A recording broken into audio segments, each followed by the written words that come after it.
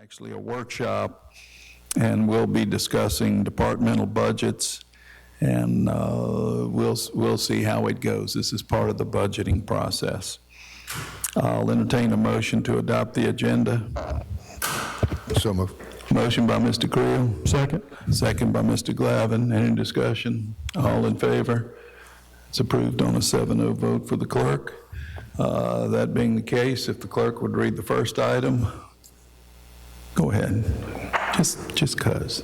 The subject matter is to discuss fiscal year 26-27 municipal budget. Thank you, Ms. Clerk, I appreciate that. The administration have any opening comments? No comments. All right,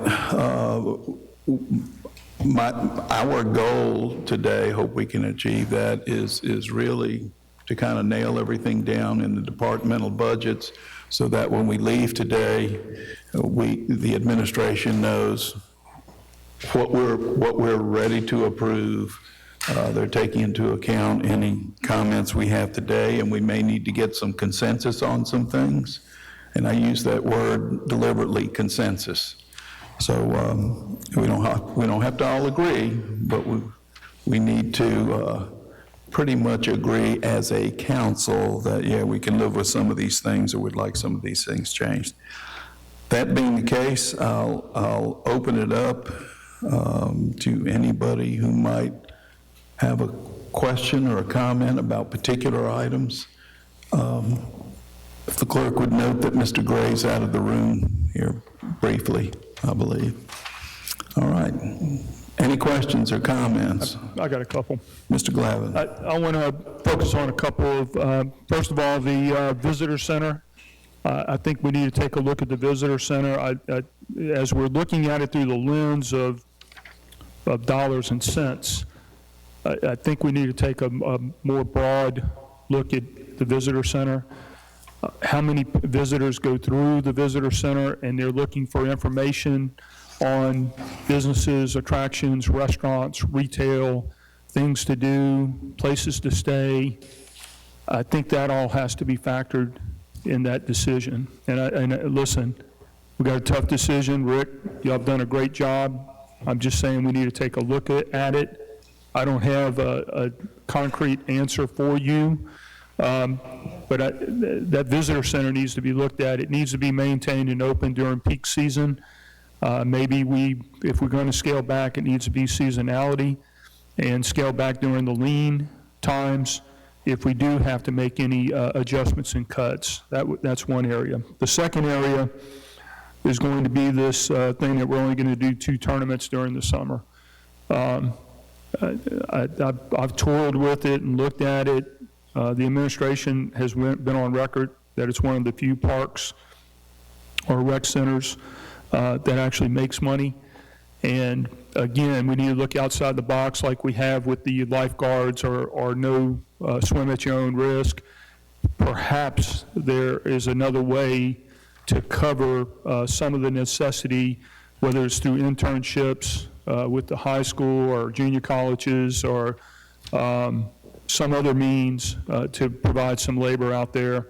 I think it's a mistake to limit those tournaments. As we invested the $5.1 million out there, it's given a return. We've been on record of saying that, and we need to find a way, if not 4 tournaments, at least open it up to at least 3 tournaments, and not really squeeze ourselves down and cut our nose off to spite our face. That's my comments for now. Just a moment. I should have preceded asking for comments. Gentlemen, if you're looking to add something, just keep in mind, be willing to point out where the money might come from in this budget.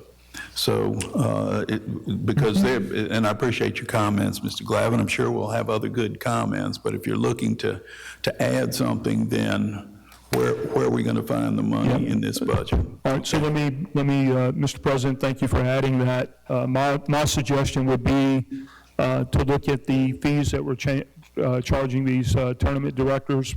Perhaps it comes from that. To look at what other sources we can capture out there from a marketing standpoint. I think maybe there's some amenities out there that can also, we can charge for. I think not only for youth sports, looking for increased sponsorship, but sponsorships overall for these businesses that might pay over and above just $50 for a banner that we charge for rec leagues. There may be some bigger corporate sponsorships out there that are willing to pay a larger amount for that exposure. They are having an opportunity to market themselves at the premier sports complex on the Mississippi Gulf Coast. We know that we've shifted market share from other sports complexes because we are the premier sports complex on the coast. And so I think those are a couple avenues that if we adjusted the budget, we would anticipate that and accordingly adjust it from a conservative point of view. Is that good enough? That sounds good, Mr. All Glavin. Right, and so what I'm hearing is we need to increase the revenue that's generated out at the park and maybe look at what we're charging to use that park for tournaments. And That's right. So my recommendation would be increase the revenue in this budget. If we get into the budget for next year and those revenues are not coming through like we anticipated, then we look at possibly limiting or backing off of that 2 times a week during the tournament season versus the 3 times a week. Makes sense to me. Okay. Thank I'll you. take a look at those and get back with you on each. 1 second, please. Thank you. Mr. Creel. All right, just to, well, that's fine, because I'm going to I'm going to go along with and what he said as well. I think I think we're cutting our nose off to spite our face, similar to what Councilman Glavin was saying. I understand skinning the cat, cutting expenses where we can. I get that. However, you can't cut expenses into your revenue generating departments. So you have your revenue generating departments, which is your tournaments and your A.J. Holloway, as well as your facility rentals. We have to invest money, invest time into those in order to create more revenue. For example, I had mentioned to the director, one way you could do, even if you did 1%, if you did a 1% increase on the A.J. Holloway, both fields is $8,000, so 1%, you're adding an additional $800.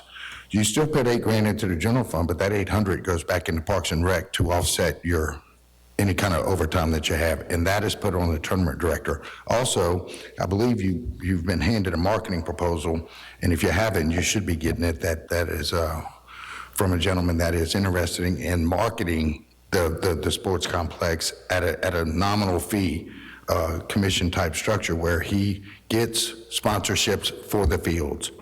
He goes out and markets sponsorships for the fields that would go into Parks and Recreation to help offset the budget. One thing, and I know it's not popular, I know nobody wants to hear it, but you have to flex your schedule. If you have something that's going on out there at the park until 8 o'clock at night, have somebody come in at noon. You have to flex that schedule to offset your overtime. I know it's not popular, but at the same time, rotate your weekend schedule. If you have somebody work this weekend, give them Tuesday, Wednesday off. I get it. I know the mall's not even open on Tuesday and Wednesday, but at the same time, if you flex it and you alternate it to where somebody has it every other weekend and not the same person, that way you're offsetting your overtime. And this isn't permanent.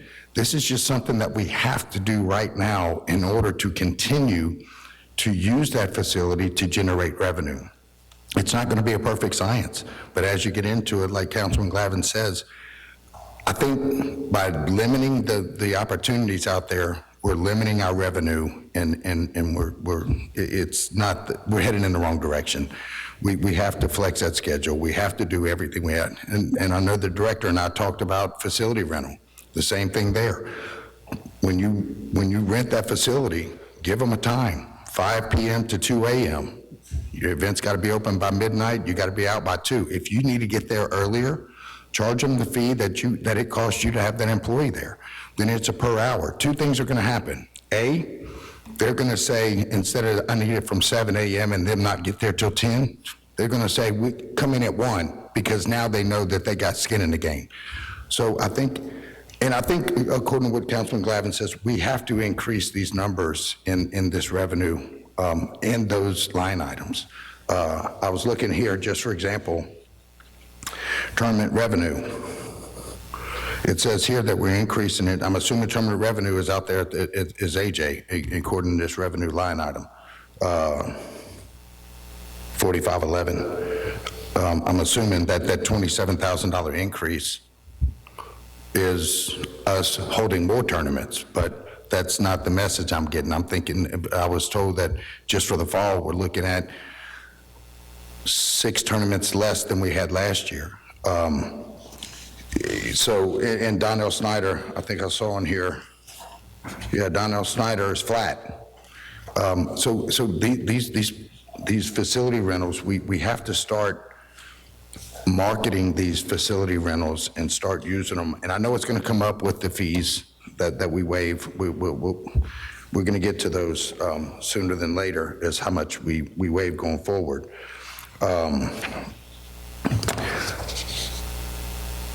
Public facility parks and rec, $25,000 increase.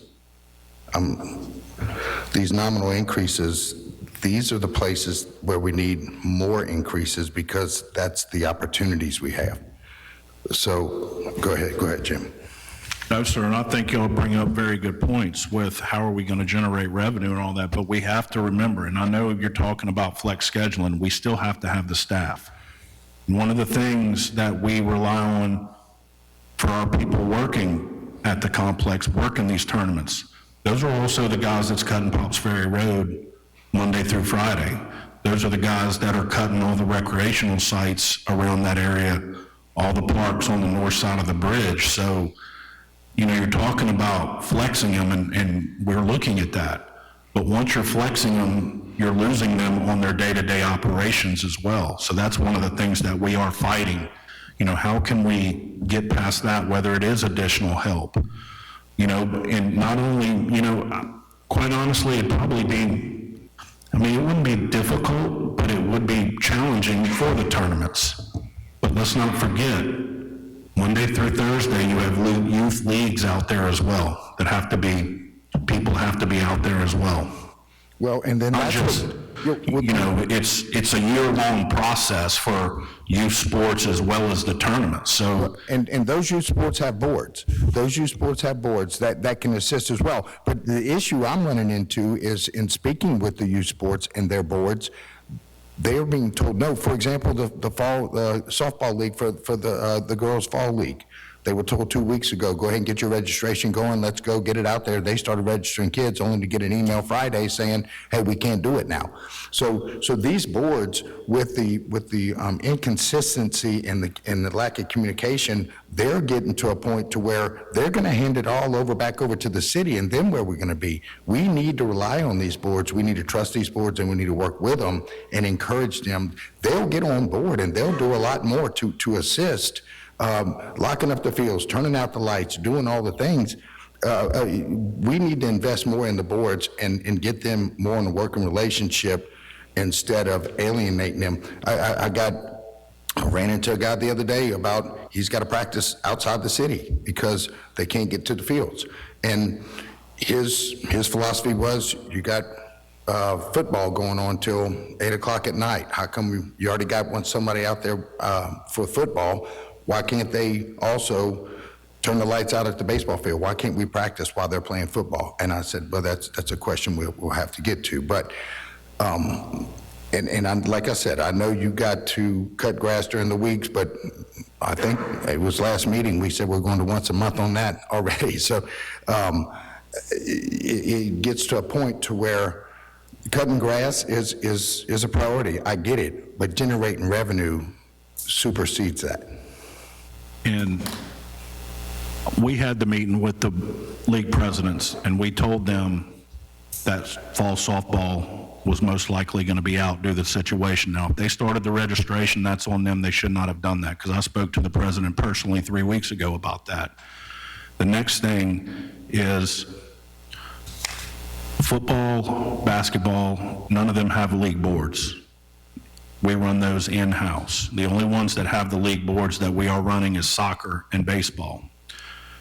You know, tournaments, they take care of it because they're paying money. The worst issue that we're having out there with accountability and things that could go wrong is during league nights when the people are out there. Because, I mean, they're not paying financial to us. I mean, if you're a tournament director, you rent our fields, you leave it damaged, we're keeping your deposit.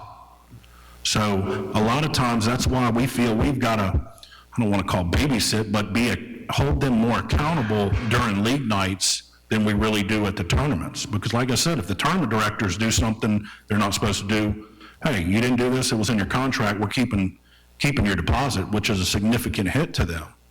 So it's a lot to it that we're trying to do. Just like Councilman said, you know, we put $5 million into that complex. We've got to do our best to protect it as much as we can, and it seems like we're having to protect it from our own leagues more than we are for the paying tournaments. Well, moving on with that same sentiment, okay, so let's look at it this way.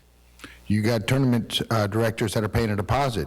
You just said you have a league board for baseball and a league board for softball. They have fundraisers. Charge them a deposit. Charge them a deposit at the beginning of the year. If we can make that fly, I'm all for it. Well, it's not making it fly. It's something that we put in place and saying going forward, because of said circumstance, we're going to require a deposit for the league, and that board goes along with it. And then we go from at the end of the year, you give it back to them, or however it works with your tournaments, but you could get them a fiduciary responsibility in the league as well, as opposed to just the mechanics of it. Director, I think the sentiment that you're hearing up here is let's build the revenue into this budget. Let's plan that we can make this happen. If we get into our budget and things are not quite working out, let's communicate effectively, and let's see if we need to put a plan B or C in place. But let's plan for the best case scenario that we can pull this off, that we can generate that extra revenue. We got a little bit of time to still communicate with the leagues, to forecast the increase in revenue and try to achieve the goals and the purpose of this facility out there. That's what I think you're hearing the recommendation. And also, we have moved the practices for football to Pops Ferry, where they're able to go out there, utilize it without it being manned. And on Tuesdays and Saturdays is when they will be playing games at the complex. And we have, you know, stress to people who are wanting to rent the baseball fields that we are looking at opening up for rentals on those Tuesday nights, that we are having people there. So there will be staff there, so we're trying to capitalize all on those days. It's just, the problem with that, I think, is it's not beginning until mid-September, and they're wanting to get out there now, and that's what we're trying to work on to figure out how we can make that happen. Would the rental fee cover the labor? Right now? No. How do we make the rental fee cover the labor? It does not cover overtime, it covers regular time. If we flex, it would cover.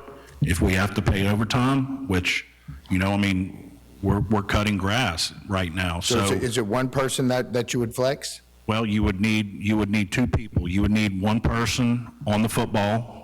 Well, no, I'm just saying initially right now, where you're not having football, they want to get out there right now, it would be one person you would flex. It would be one person, And one night a week. and 1 night a week. So it would be noon to 8, and then, And like I said, you know, we're doing our best now that we do have this downtime, that we're trying to hustle to get everything caught back up on the grass cutting that we need to. You know, I mean, it is difficult to get all of this done, because, you know, we do hear it on the other side when grass isn't cut. We need to get out there, we need to get it cut. And so that's what we're trying to do at this time, is to get everything caught back up from where we needed to now that all of our seasons are over. So it's, you know, it's kind of a double-edged sword, like you said. I mean, if you lose 1 out of your 5 that you're using to cut grass, I mean, that's 20% of your work labor right there. for one day. It is, I mean, but you know as well as I do, Councilman, these days count, that we need to get out there and get it done. but revenue, like I said, revenue, at some point, you have to wait Well, you're right, for but revenue. let's look at this. If we're paying an employee, let's say they're out there for 2 hours and we're paying them, what, let's just say $15 an hour, you're probably looking at 16, 17 with benefits. You're looking at what, $34 for the 2 hours? We'll get back with is you that- on an amount that we need to come up with, and then we'll get You're back. still paying that same $34 on grass. Well, right, but we're charging $35 for the people to come out there and use the fields. Okay, So- but guess what? If they're not using your field, it's not that they're not using a field. They're using a field in a neighboring city or somewhere else, and they're getting that revenue.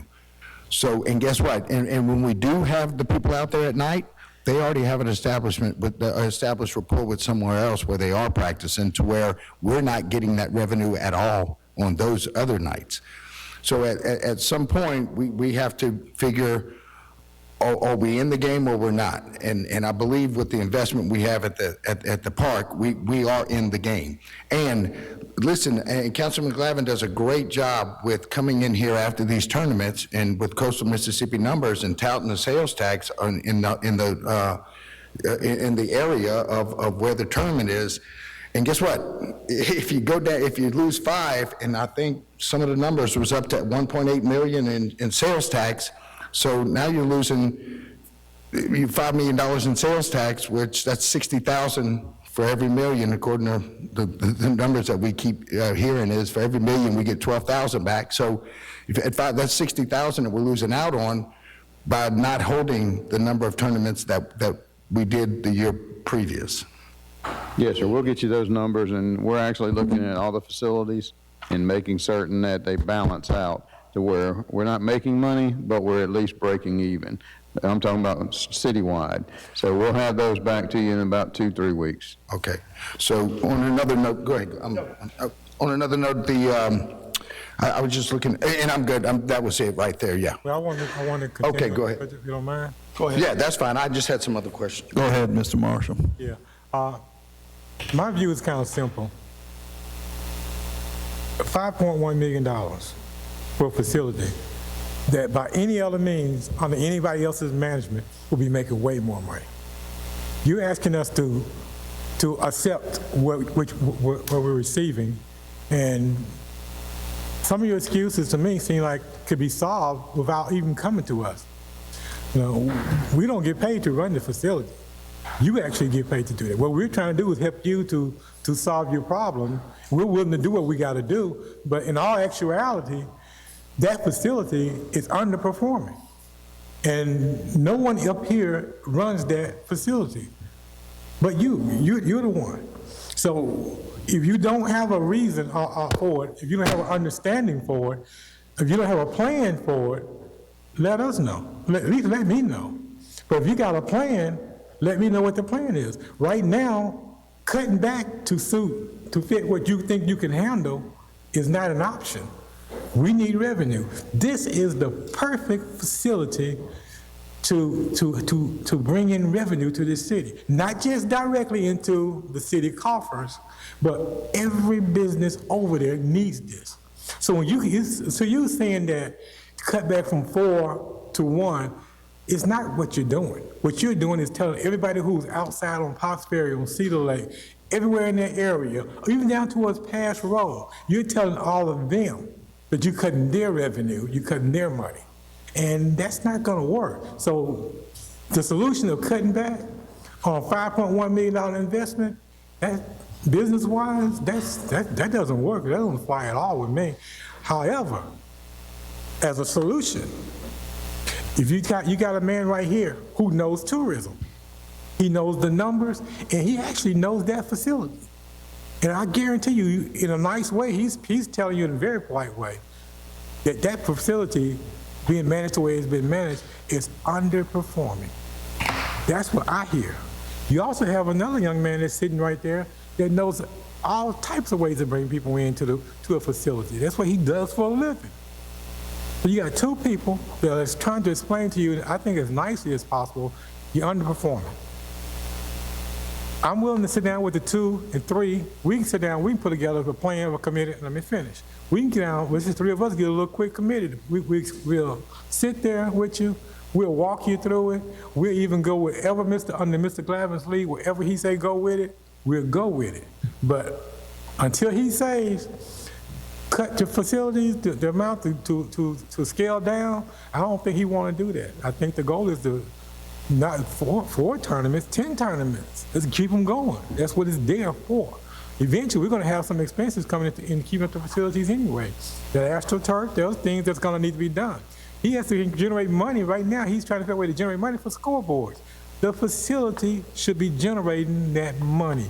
The community wants it, the community is behind it, and you got the knowledge right here. So let that be one of your first positions that you say, hey, let's put that committee together. Let's see what we got to do to solve this problem. But no, put that revenue in there. Let's meet the revenue and go beyond the revenue. I agree with all of that, but we've got to have staff to run the facility. It's just starts at like the the top. Snyder Pool.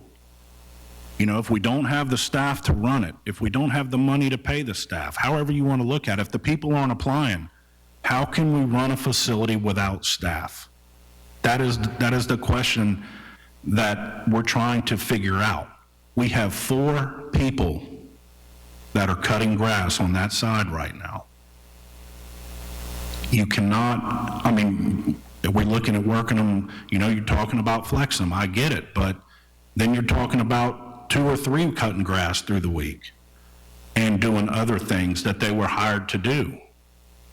We need to generate people that want to work. I know Councilman may have mentioned some internships or something like that, maybe we could look at.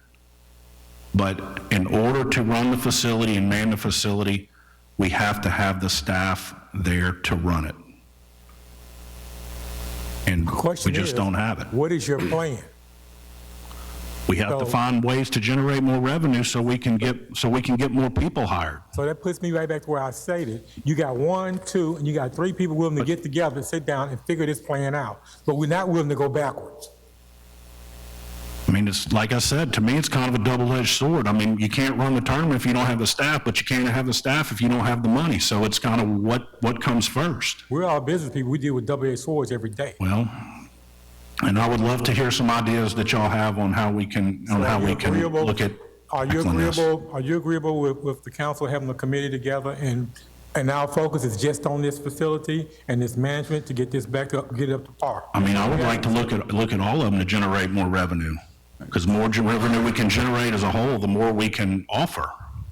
So, Mr. Lee, thank you, Mr. Marshall. In listening to everybody's comments, these 3 gentlemen are willing to sit down with you and help you build a plan. You don't have to do it all by yourself. And the goal is to raise revenue. That's what everything seems to hinge on. So I'm sure they'll have ideas. It's just a matter of getting them together to meet with you. It's not a quorum, so that's good. Yep. And we're always looking for ways to generate revenue. President, I'd just like to end with this.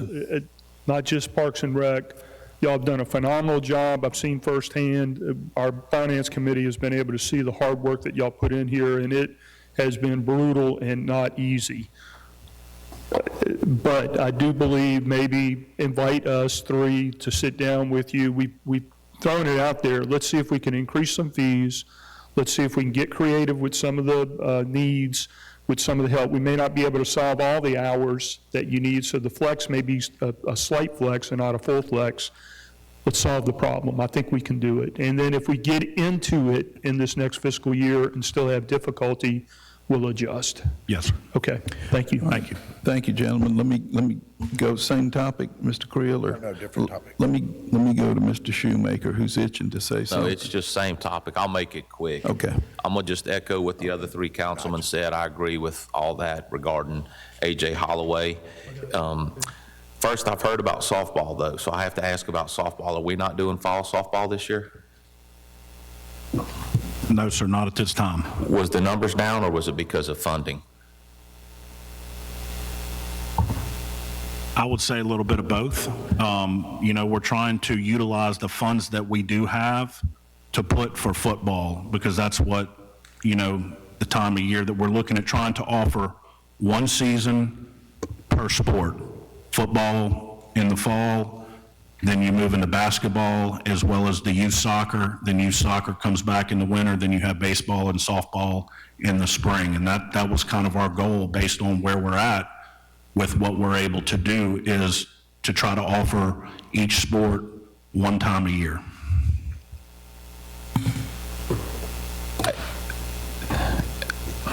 I'm beyond disappointed that we're cutting softball. I'll just say that.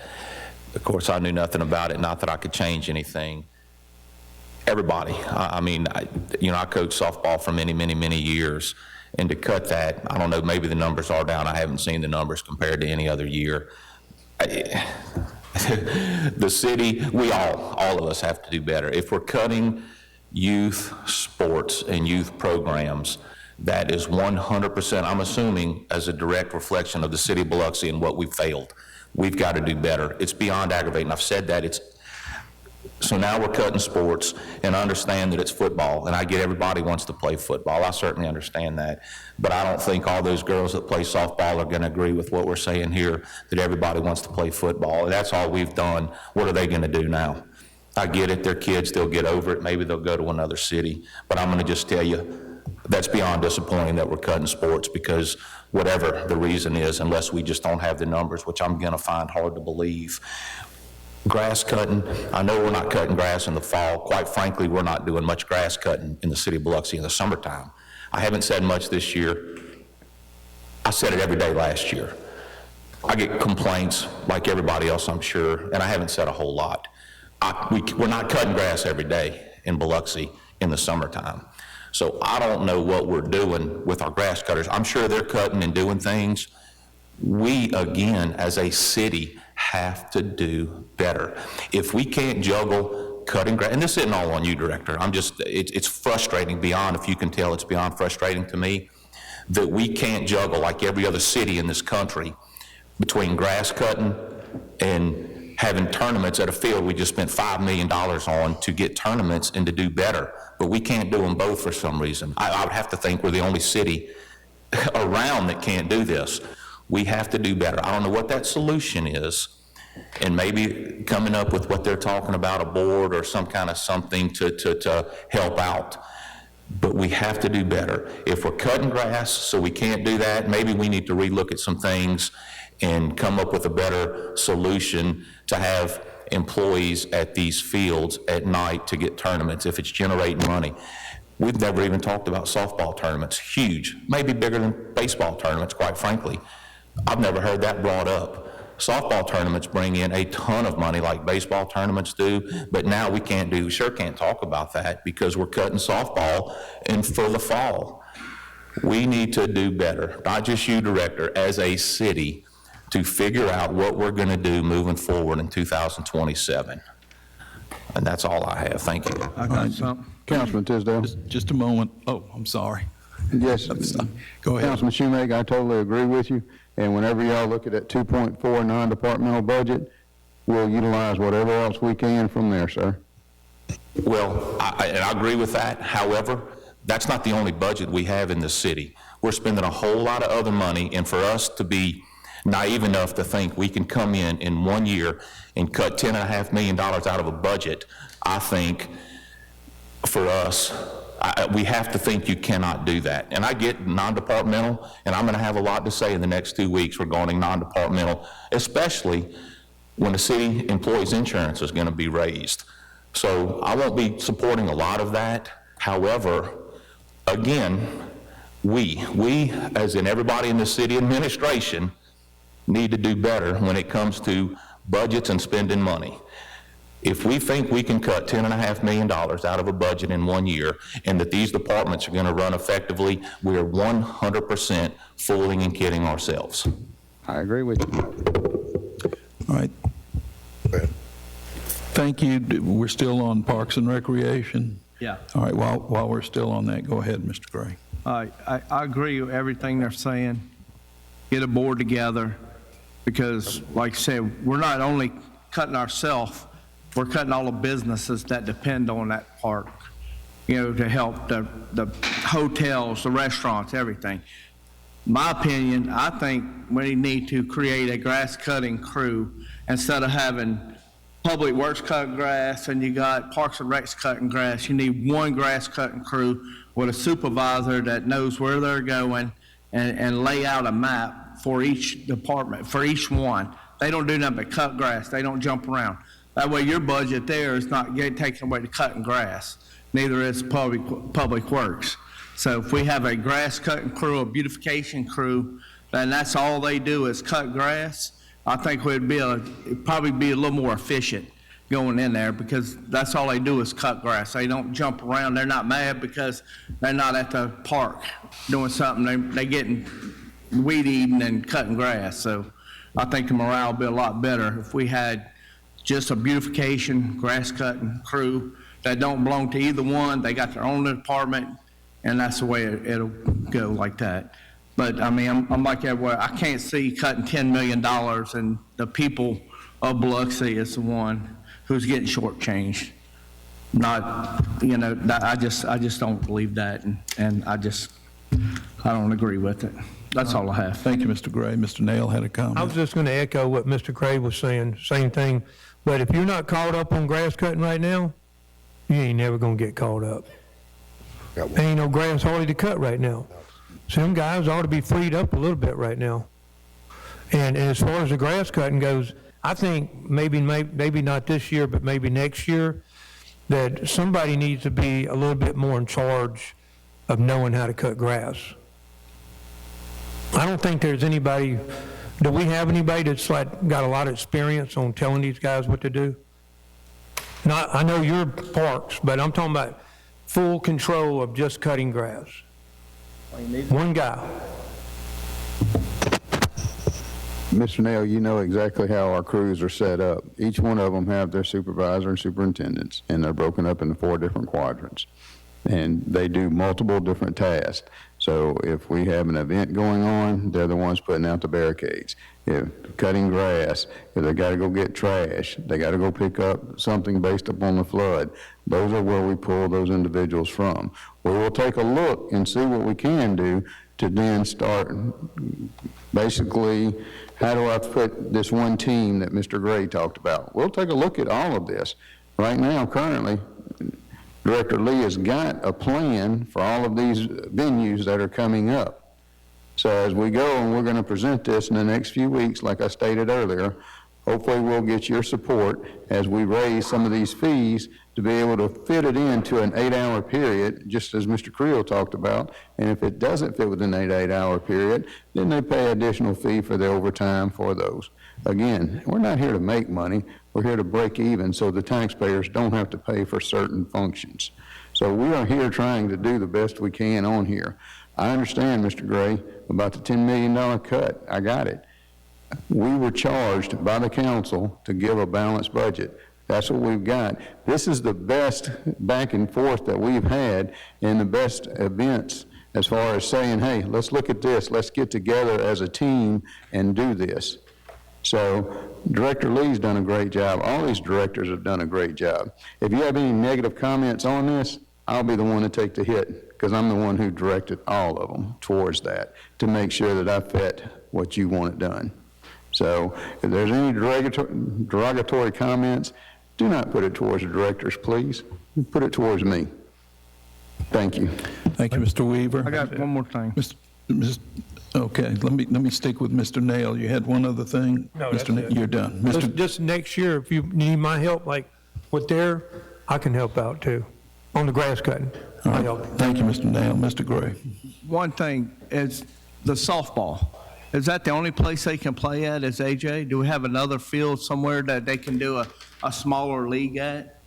We do. We have 2 other fields, Savaro, Miguez, that they could play at if need be. Right, I mean, it'd be a lot cheaper to have it there, and the leagues can kind of do their own. I mean, let's look at that. Like I said, I mean, if it's a lot cheaper, you don't have all the lights out there.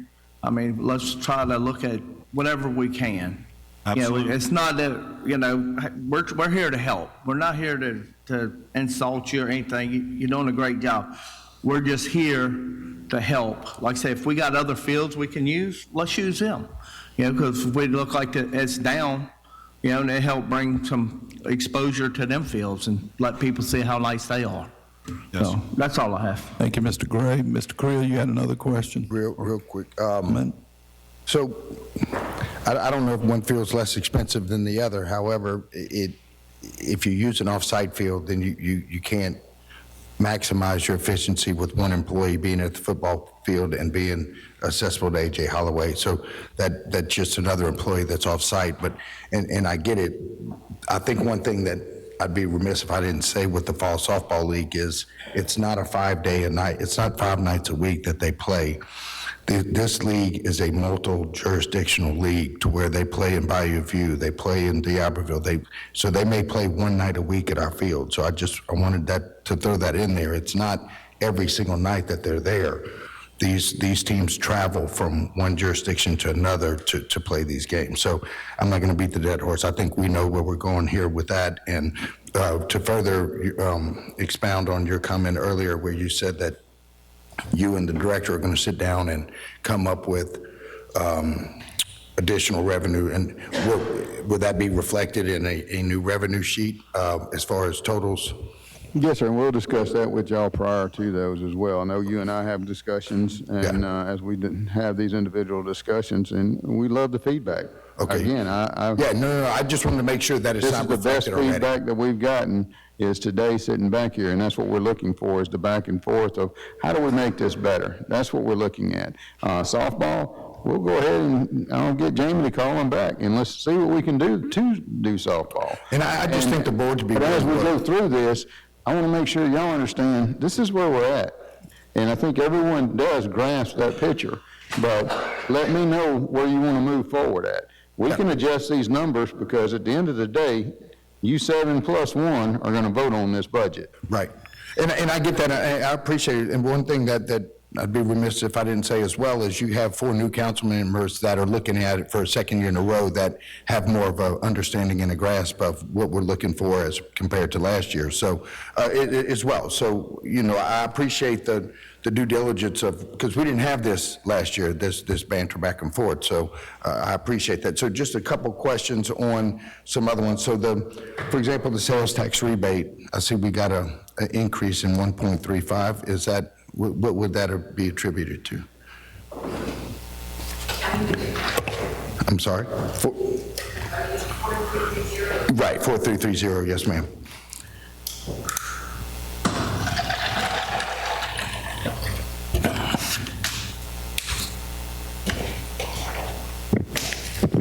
Our revenue has been growing throughout the year, and this will be online with a slight increase to where we are now. Okay, so good. So we are looking at possibly increasing it, because I know Councilman Glavin had mentioned that last year, that we could possibly inflate, so good. 4120, the ABC permits, where we're losing 65.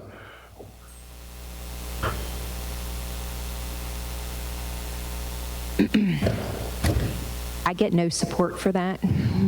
Say it again. I get no support Okay. to tell you how I get that money. The year before, we had seen an increase. So when we did last year's budget, it went up because we had the increase, and then this year it's fallen again. So it's kind of a budget-based. So it's just historical, and it's a trend?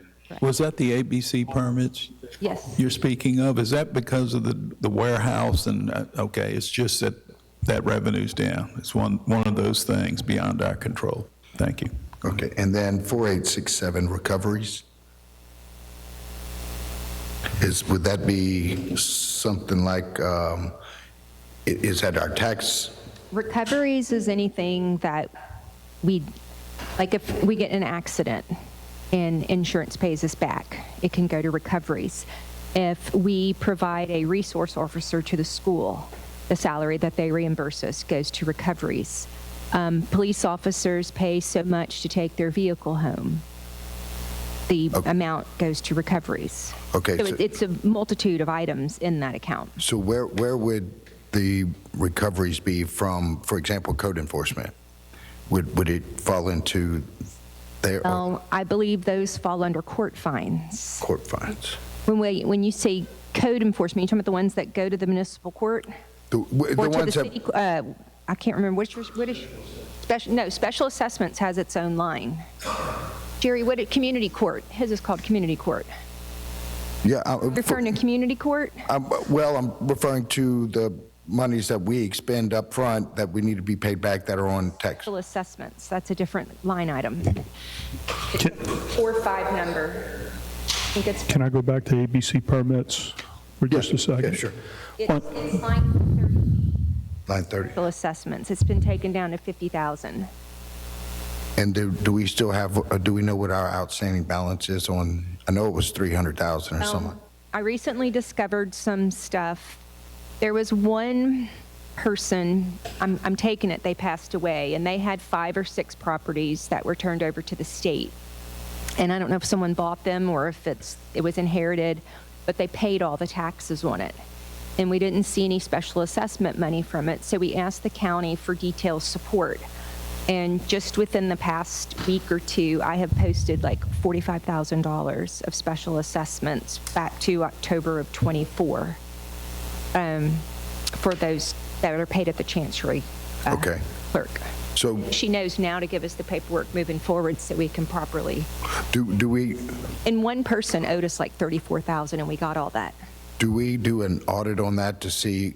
I do periodically, and I have found some items that were incorrect and got with Jerry, and they got the paperwork submitted.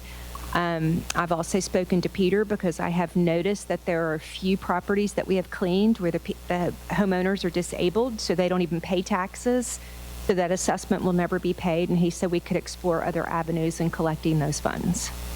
And do we have an update balance on, because I know it was in excess of 300,000 dated back to, I want to say, Still close to that. it's still It's close. come down a little bit, but it's still close to 3, because for everyone that comes off, something else is going on. It's a revolving balance, right? Okay, go ahead, ABC. Going back to ABC permits usually are based on volume. Every $5,000 that a establishment pays, they pay in a little bit more in their permits, depending on the volume. I know the warehouses had problems getting liquor in, and that may have made the trend go down because of the ability to purchase liquor that keep up with demand. We didn't have the supply. If the supply chain is fixed, then this number may be a little conservative. I'm just throwing that out there because. And I agree with that, but Okay. not all that money comes to me. Uh-huh. I can't say, I can't like take, we have this many facilities times this much to give me a number.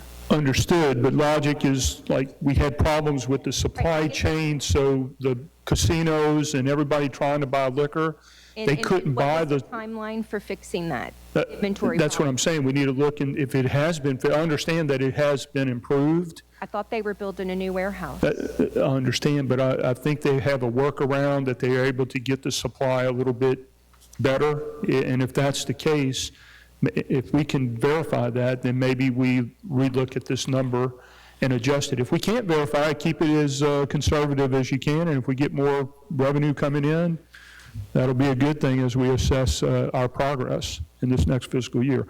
But I just wanted to throw that out there, how that ABC permit works. And as our casinos and restaurants and bars are able to obtain and sell liquor, that permit continues to go up. Anyway, I just wanted to throw that out there. Thank you, Mr. Glavin. I want to get back to if there's any other questions in Parks and Recs. You have one, I think Mr. Gray and I have one, and then we can let Mr. Lee He's not ready to go yet. leave the arena. I got a question.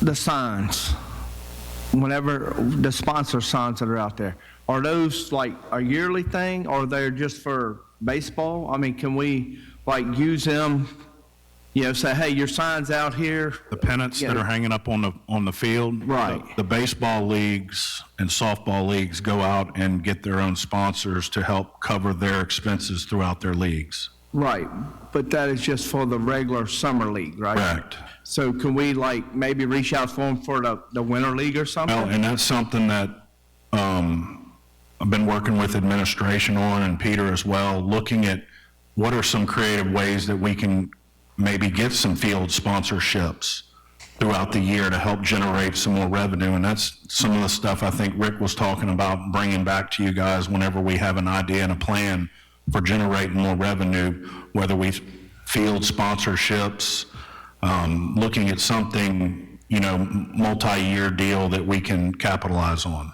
And maybe we can look at, there's something to look at whenever you have a tournament, maybe some for Peter, maybe to look at, I don't know, the legal thing. If we can have a sponsor to cover the cost of the labor. I mean, what's it cost to run for labor for a weekend tournament? Friday, Saturday, Sunday, whatever it is. Just some. The best that we can determine on an average, if we're paying overtime to an employee, it's about $1,000 per day for all expenses for a double-sided tournament. 1,000 a day? Correct. How many employees you got out there? That's, it's probably 4, 2 coming in the morning to open up, working half a day, and then when the next 2 come in, they leave. So, I mean, you're talking about out there in the morning from 6:30 in the morning, they start arriving to the field at 7, and sometimes they don't get done till 6:30, 7, 8 o'clock at night.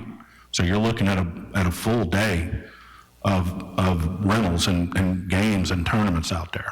Yeah, maybe we can look at, I mean, that'd be 3,000, so it'd be hard to find a sponsorship for that much money for the weekend. Maybe, I mean, if we can look around and see, maybe get a couple of them, people that want to come in and sponsor that tournament. I know it's kind of hard because you got a tournament coming in, but, we have to look at it too, trying to offset the cost of doing it. I agree. Just an option. Sure. All right, I'll say that's my last time, but that's it. I've heard that before. That's one of the things we were looking at when he was talking about the field sponsors as well, Mr. Gray, is being able to sponsor that entire field for a period of time. And that would help offset some of those with, 10 fields total, Jamie? Yes, sir. Thank you, Mr. Gray. Yes, Mr. Lee, just 2 quick questions. Sure. One, a statement really. So it's going to be swim at your own risk at Snyder Center starting Monday. Correct? Okay, that's if as long as we can get the word out, I'm happy to do what I can to spread the word. It will be, and Jamie's got a list of the data. If you would like for him to cover it at any point in time for all of y'all of what we're looking at, from being able to, when they walk in, they'll sign a waiver, and we've got additional safety devices Right. that he's placed throughout there, and we are highly recommending to swim with a buddy, or at least have a buddy system out there to have it more than one person at a time in one of the pools. All right, thank you, Mr. Weaver. The other question, and I just don't know, how many lifeguards are necessary to keep the natatorium open? So would you have to have 4? In a perfect world, 4. If they come to work on time every day, you need 2 for the morning shift and then 2 for the evening shift. Okay, so in a pool that big, you can get by with 2 lifeguards? You can get by, yes, sir. Okay, but you'd need 4 to keep it open. Might be nice to have an extra one. How many are we budgeting for? Do we know? 5. 5, okay. That's what I wanted to know. All right, thank you. Yes, sir. Another Parks and Recreation question? Yeah, just FYI, it's for, Okay. just coming up, and it also maybe it coincides with ports and harbors as well, but I know we have the ACL cruise line coming back in the fall, so I think the first one they're coming back is in November, and then they go through December and then into the spring as well. So we have we do have them coming back. So I just wanted to make sure that we're aware that the causeway is dressed up and is addressed upon their arrival when they're coming in. They're going to be doing. Especially coming up first part of the year, but they do have some, let's see, 1, 2, 3, I believe 3 in November and then 4 in December arrivals. So that's, you're looking at anywhere from 6 to 7 cruises in the fall and then. And I believe we have a coordination meeting coming up really soon on that, so we can all get on the same page and make sure that we are prepared. Yes, sir. Yeah. Thank you. Thank you, Mr. Creel. The absolute last question for Parks and Recreation goes to Mr. Nail. On the little building out there where the, used to be the, the little concession stand, did we ever think about renting that again? We could have made some money this summer with a snowball stand there. At Surges, at Hiller Park? Yeah, at Hiller Park. The, Concession stand where the old tennis court was. the old buildings that sit pro there. shop sitting there. Yes, sir. Not really, just due to the entrance and exit right there probably needs to be repaired, where that gravel is. You know, I know that's going to be part of the repair, looking at maybe removing that tree that's exposed whenever the pond gets taken care of, and then hopefully we can get a little better support there for that. So we don't have no future plans for that building Not for that, whatsoever? no, sir. All right, thank you. Not at this time, anyway. Okay. Mr. Lee, if I were you, I'd take a deep breath, walk back, and have a seat, and watch the rest of this meeting. Thank you. Thank you, guys. Councilman Tisdale, if I could ask for you to do ports next, and that way Ms. Johnson has somewhere possibly she needs to go That after would be this. fine. Mrs. Johnson, front and center, please. Thank you for being here with us today. Just checking to see if anybody has questions or comments for the Port Division. And I would like to let you know, we are looking at doing some additional increases in some of our revenue at the port as well, and she'll kind of cover some of that. All right. Ms. Johnson, if you would, open it with any comments you'd like to make. Yes, we are looking at trying to increase some revenue, going up on the tournament rates for the fishing tournaments, not by a lot, just enough to cover the electrical costs. They come in, they double our power fees, so just going from $3 to $3.25 a foot, and then potentially looking at increasing the charter boats from $3 to maybe $4 a foot. They received a 50% decrease 10 years ago. So with the price of everything going up, it would just help us, you know, balance our budget a little better. All right, thank you. Are those reflected in the revenue numbers or not yet? Not yet, no, sir. Not yet. Do you have a number? What would those numbers increase our revenues by?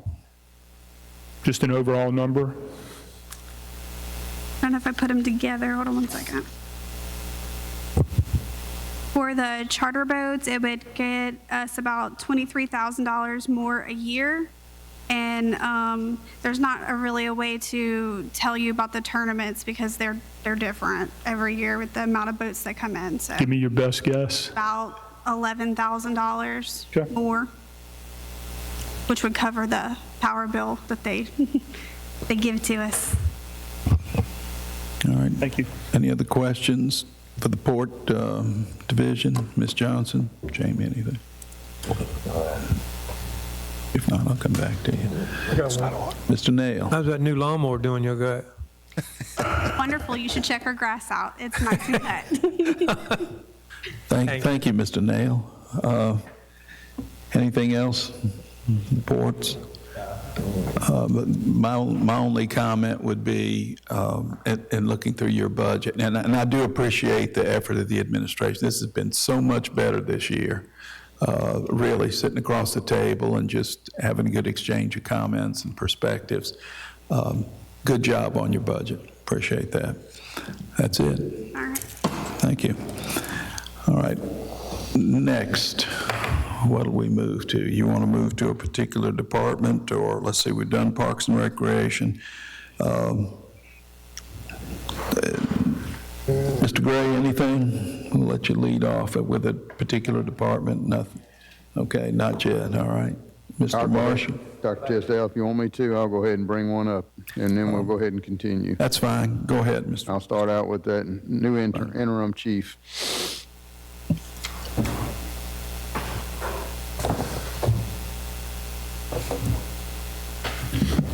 All right. Any opening comments, Mr. Everett? We'll take all the money we can get. That's a good way to start. All right. Any questions, Mr. Creel? All right, so I know I'd met with Rick about possibly assisting with labor for your special events coming up, and I know we're moving forward in that direction with partnerships with Keesler.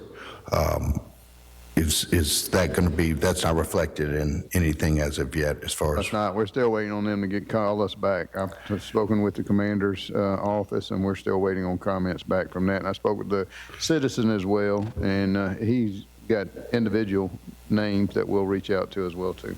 Okay, so just to explain what that is when the chief was in front of us with his first budget, he explained about the special events and how tasking it would be to have the labor for all the special events, and I'd inquired about Keesler, so since then we followed up, and Rick has reached out to them over there to see about partnering with Keesler, and it's not so much soliciting the MPs, the military police, it's soliciting the groups, the flight groups, and the groups that they have out there that have community service that can come out here and have policing background or knowledge or training that can come in and partner with ours, to where if you have 2 officers needed for directing traffic, now you have 1 officer and a partner from Keesler. That way we can best utilize our labor with the police department in more efficient ways that the chief deems necessary.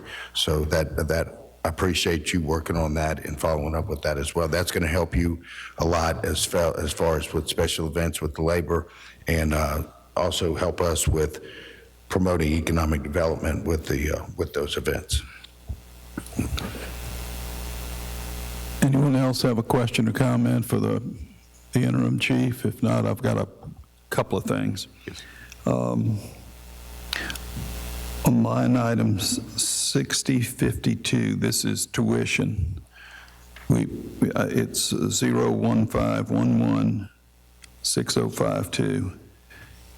And I think it's budgeted for $50,000. I think we've done that in the past as well. I would suggest we reduce that by $10,000 to $40,000. And looking at it historically, and Diane, if I'm wrong, let me know. But just looking over the figures that I have, the most we've ever spent on that so far in fiscal year 26 is $20,000. And that's what we've spent to date. That's through June.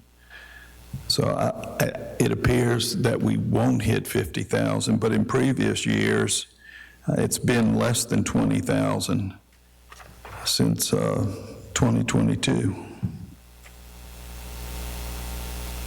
So I would consider dropping that amount from 50,000 to 40,000. It's just, I'm just wondering, am I pretty accurate, or no, or? Before COVID, it used to be more. In 2019, it was almost $79,000, and in 2018, it was $52,000. So I believe that, 1, it must depend on who wants an education, 2, how the department uses it, and 3, Correct. the availability of people to go. Yes. Right.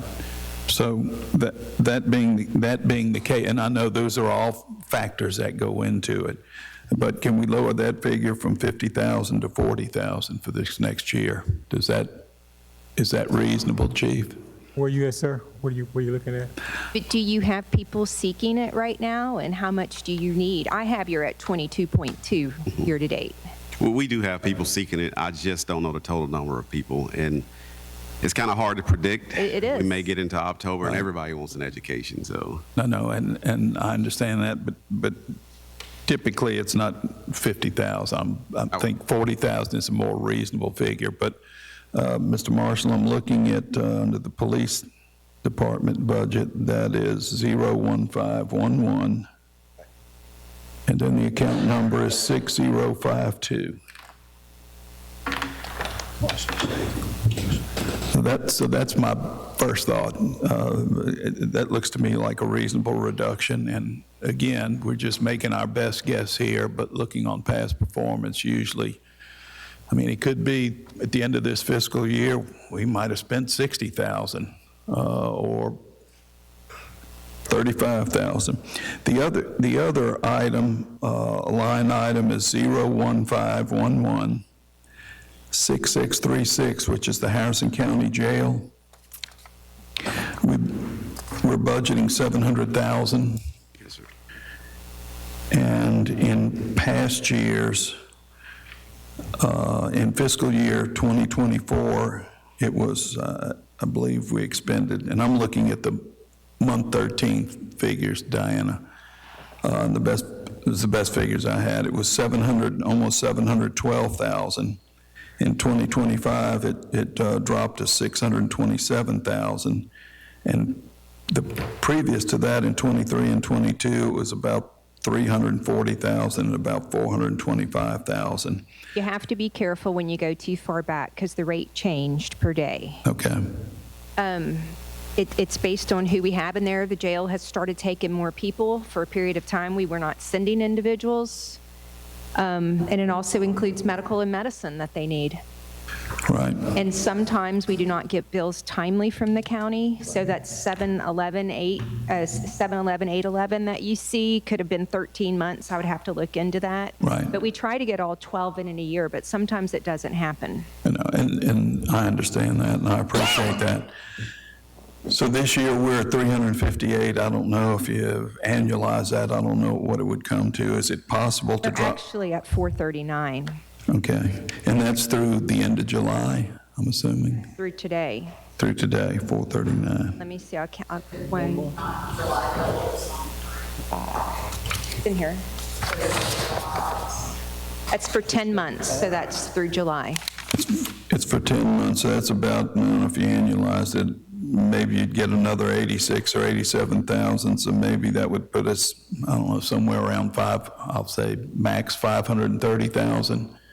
And the only point I'm trying to make is, can we drop this 700,000 proposed for next year to 600,000? And I know each year stands alone, but just looking at the past historically. Yeah. I understand, Dr. Tisdale, but we've cut the police department about as much as I feel comfortable. Now, if you want to cut more, I mean, that's your prerogative, but we have cut the PD about as much, and it still does allow us, if need to come back to y'all and move stuff around some too. But looking at history, we're pretty spot on with the 700,000. You think 700,000 is a good number for next year, is what Well, you? typically, we're about 50,000 a month. So that puts you just at $600,000 for jail. Right. And then if you have medical or you go over, that's where the 700 comes in. Okay. Because, I mean, we did sign up for a company to help us reduce medical, but sometimes medical can be a high amount. Well, you never know what's walking in the door and what it's going to cost you. I certainly get that. Add to that, Councilman Tisdale. We've cut so much out of this budget. If we get to that point and we're stretched thin, we don't have anywhere else to move money from to cover that. Okay. But what I'm hearing, basically the consensus from the administration is 700,000 is a good number. It's our best guess. Okay, I can live with that. Thank you. That's all I have. Anything else for police? I just want to bring up, last time you were here, Chief, and going over the budget, I brought up grants, and we said, well, we don't know when we're going to get them. I know since then, we actually approved a couple of grants from a couple of meetings after that.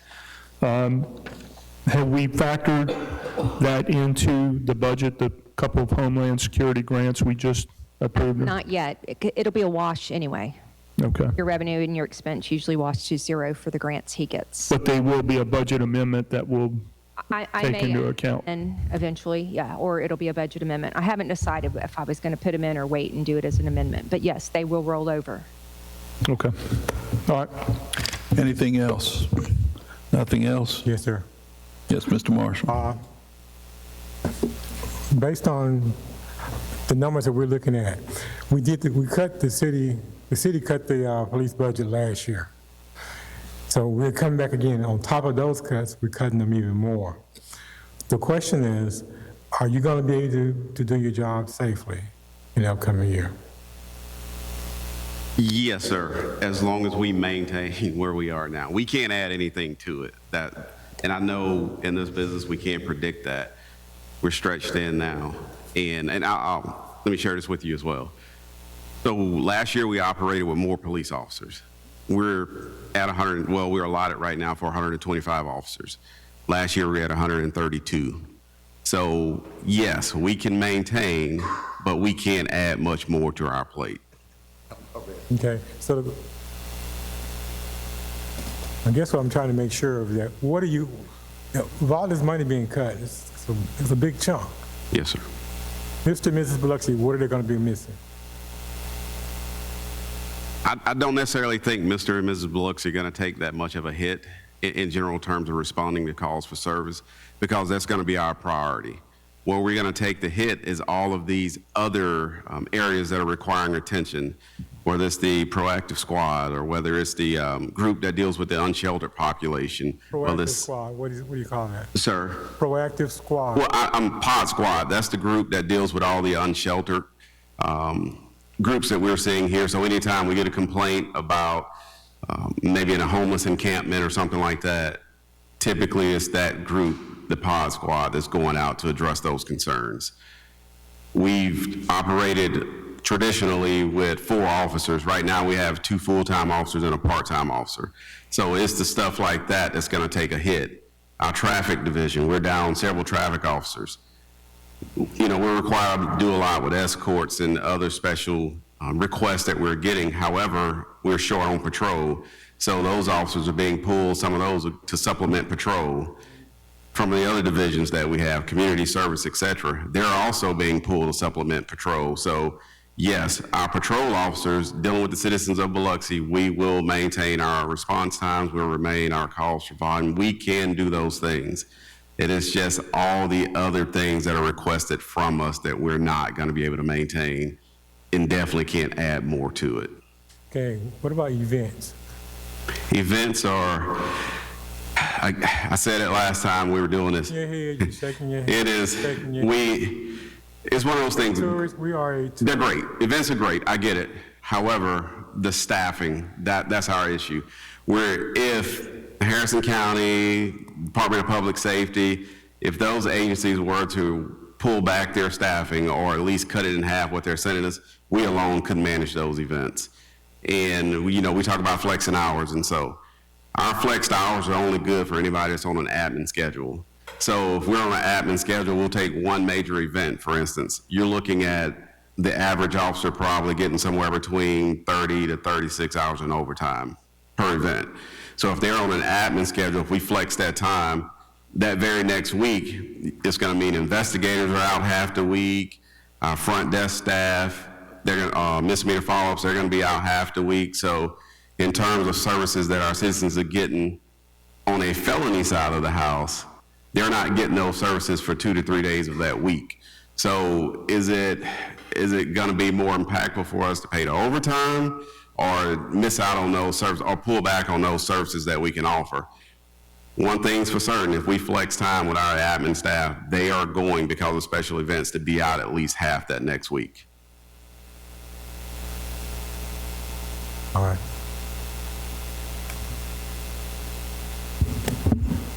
Just one question. Rick, I know we had mentioned in a previous meeting, and forgive me if I don't have the acronym, CTE program, is that? CST? That too, yeah. Yeah, we've got a plan for that, especially for any additional revenue that comes in. Chief and Deputy Chief have discussed with me, so they've got plans. We're not going to share them currently right now. If we get additional revenue, that will be something that we can take a look at. Priority, obviously, is sworn law enforcement officers to make certain that all service calls are taken care of first. But that is a huge benefit, and any questions that you have on that, he can address it with you.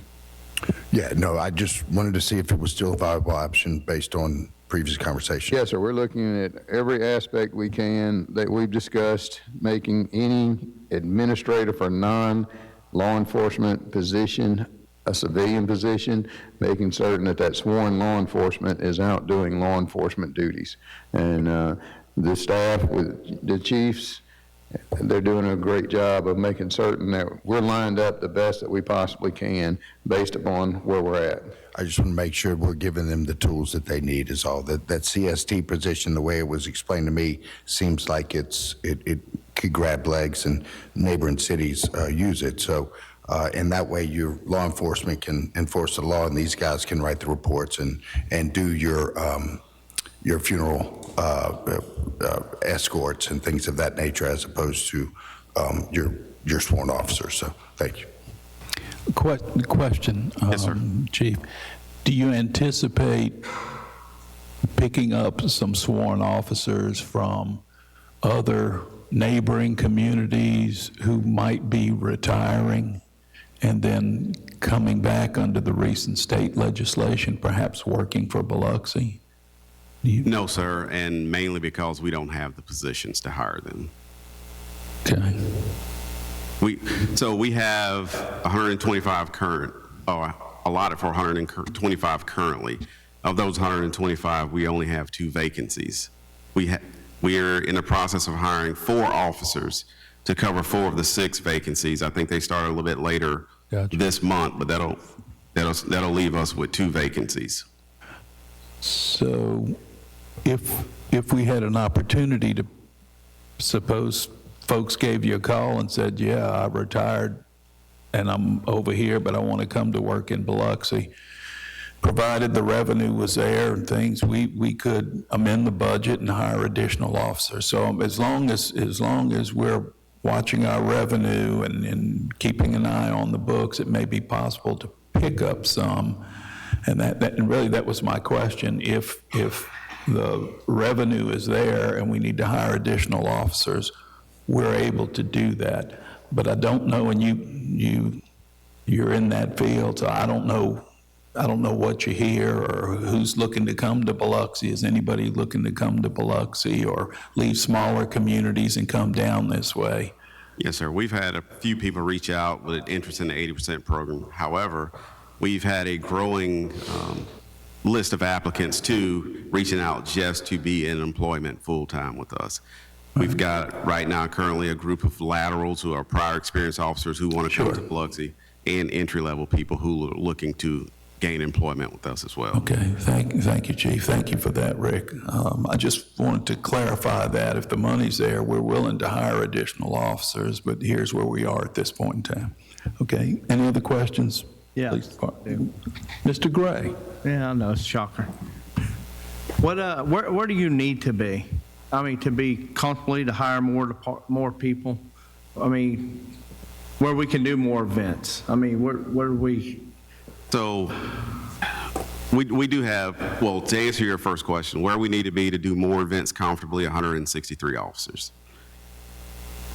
Where we, in our 5-year plan that we have, our short-term goal is to get up to around 142 officers. Once we get up to 142 officers, that'll give us the ability to start adding people back to, that'll fill up the patrol rotations, but we'll start adding people to the specialty units like traffic, the squad that deals with the unsheltered populations, community relations. We'll start building those people back up. And to include professional standards where our recruiter is currently vacant. So 142 will get us there. As we continue to progress towards our 5-year plan, the goal would be to add additional bodies to patrol and investigations. Once we add those additional bodies, that gives us the ability to create the other specialty units like the proactive squad. Once that squad is assembled, they would attach to our investigations division, but it will give us more of a 24-hour coverage. Once we go to that 24-hour coverage, that will cut down on some of the overtime that we're seeing because instead of calling investigators out in the middle of the night, people will already be here to address those concerns or those calls. And in order to get to that comfortability that you're speaking of with events, that 163 number to get to that year 5 time frame, that gives us the ability, bless you, to staff the events comfortably, still while relying on our partners, but it's not going to require as many personnel from our partners that we've currently been seeing, and give us somewhat of an ability to give our people a little bit of time off as well, so they're not getting burned out day-to-day working patrol and then coming out or being forced to work those events as well. So 163 long-term, that's our goal. So where do you need to be at money-wise to be able to do all that? We're looking, I think that was,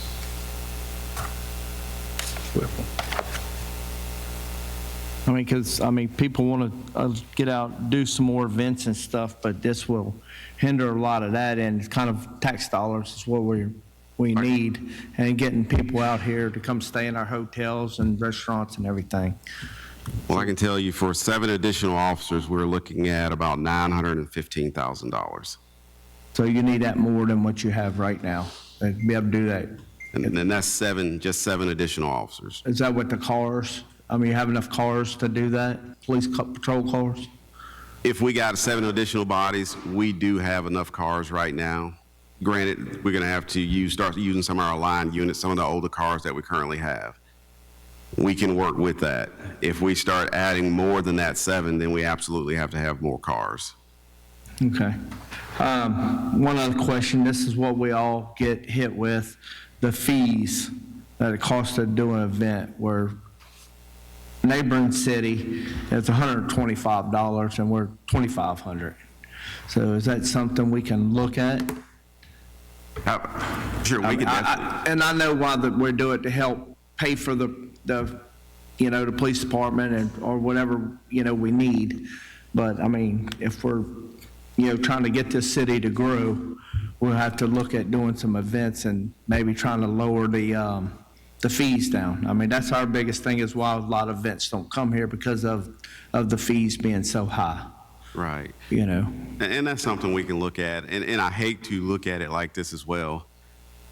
If we get many more events here, I don't know that we're going to have many more officers here. Right. They're already stretched thin. It is, some officers are working every day of the week when it comes to these events. So that, when the city implemented or added those fees, that was just a measure to get a little bit in return for what we're doing.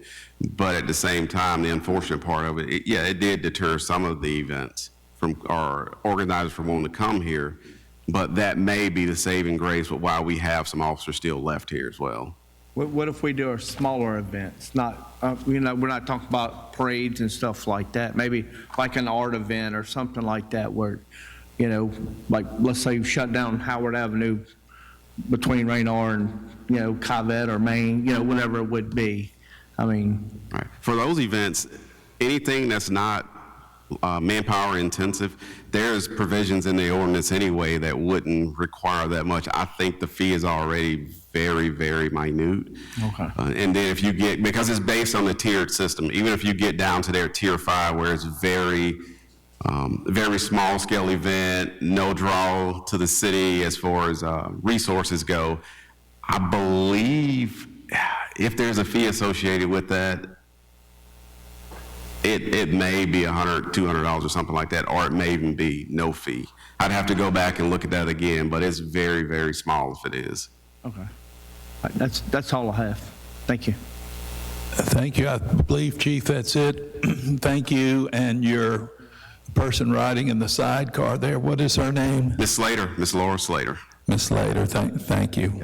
Appreciate the hard work. Thank you. Next department, Mr. Weaver.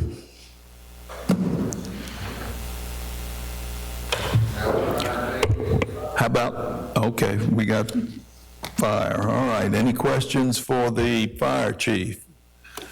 Chief Geiser, anything, Mr. Gray? Come back to me. Mr. Nail, anything? Mr. Marshall, anything? Fire department? Come back to me. Oh, boy. Mr. Creel, Mr. Glavin, Mr. Gray, Mr. Marshall. Yeah. On same question I asked the police chief, looking at the budget cuts and everything, okay, how is this going to affect your ability to do your job? How is it going to affect the morale of your officers? The current proposed budget is dropping the on-truck, our shift personnel, from 162 to 159, which leaves us with 53, because we got to divide by 3. So 53 per shift. Minimum staffing is 46. So long story short, we're going to be hiring overtime to fill the seats because we've got to give vacations. We've got people calling in sick.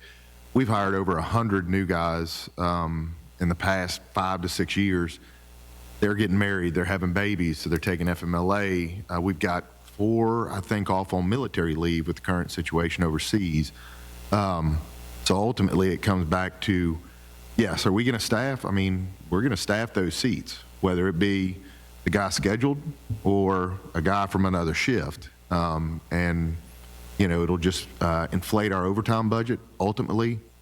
We don't like seeing that. I mean, we've had guys over these past couple years, because this has been an ongoing trend since 2017. We dropped from 172, now we're at 162 in the current budget year, and that's staffing an additional station. If we drop to 159, that just further compounds the overtime policy. And we try to do, we've done creative things. Back in 2017, we had 2 engines out at Station 5 on Pass Road, you know, which comes with additional personnel. We've reduced it to a squad, which is a 2-man truck. We've done some other creative things like that. We've revamped our training division to where we can do more in-house training and still provide the training for all these new guys that need all these promotional classes and need the education to make them better firefighters, make them better paramedics, to provide the services that our citizens and visitors have come to expect. So in my opinion, yes, we're going to provide the same level of care to, you know, our visitors, our residents, anybody that comes. Pafford's been an outstanding addition, you know, to help us with the medical volume that we're dealing with. You know, the part that concerns me is firefighters are known to have an elevated cancer risk, a significantly elevated cancer risk. So those guys that are working those overtime shifts, they're being exposed to more, that sort of thing. You're also looking at a mental health aspect because we're 24 hours on, 48 off. And I know we always joke that, you know, you never know. You could have a shift that, you know, you run 20 calls. You could have a shift where you run 2.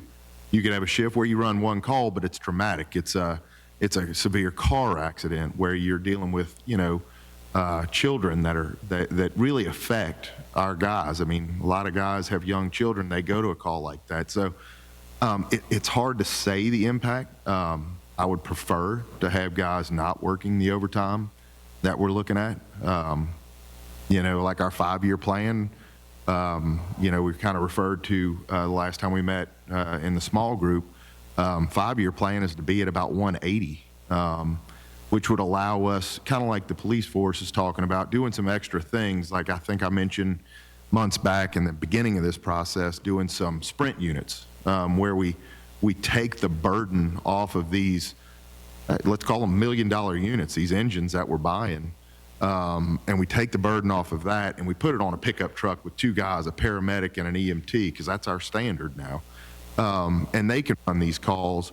And look, you know, there's a lot of bad drivers out there, and these trucks getting wrecks. Well, one wreck, it might be $35,000.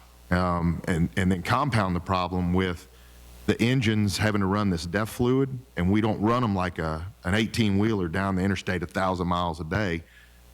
We've had to replace a 5-year-old engine in a 5-year-old truck. We had to do a full rebuild, which was close to $40,000.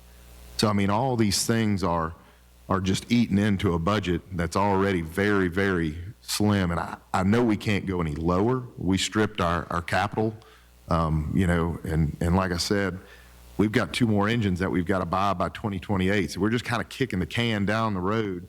And you know, we can make it do, and it's not going to affect our fire rating, but eventually it will if we can't catch up.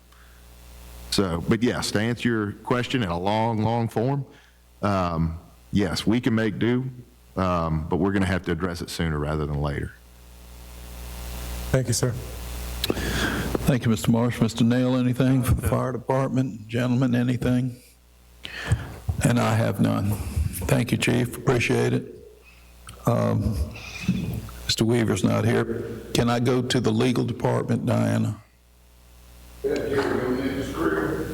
Or Jerry Creel?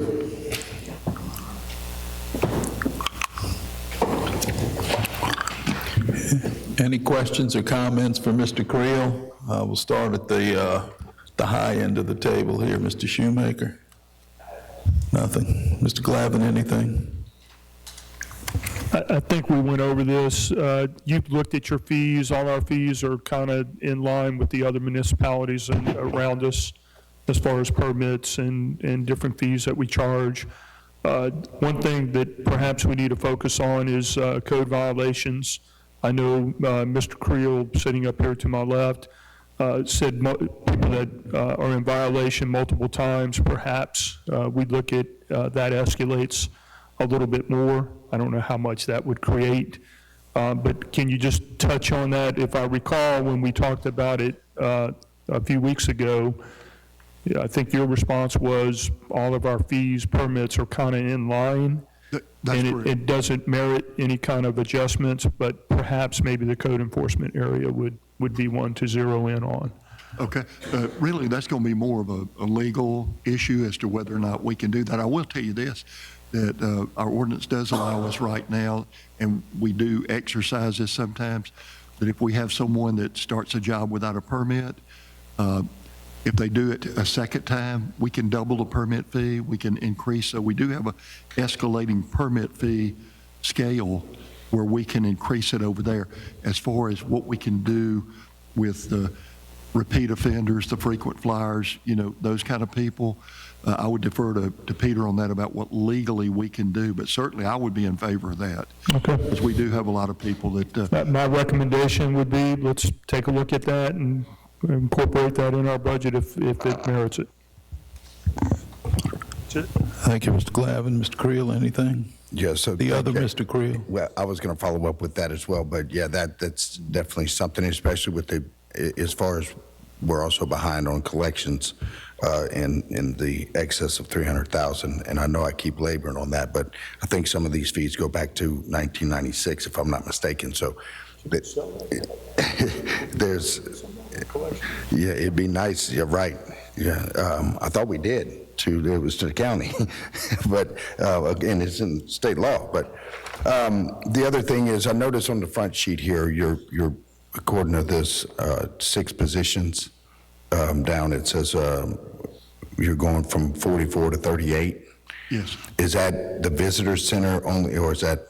There are four that go to the visitor center. Okay, so the additional 2. Yes, and there's 2 that we had people leave, and we took the. Through attrition? Those, so that's what. And one of them being the code enforcement, correct? That's correct, yes, Yep. sir. So you're now at 3 3 total? code enforcement officers, and I lost a planning tech 1, so I've moved the license administrator out to the planning tech counter, so she's doing double duty now.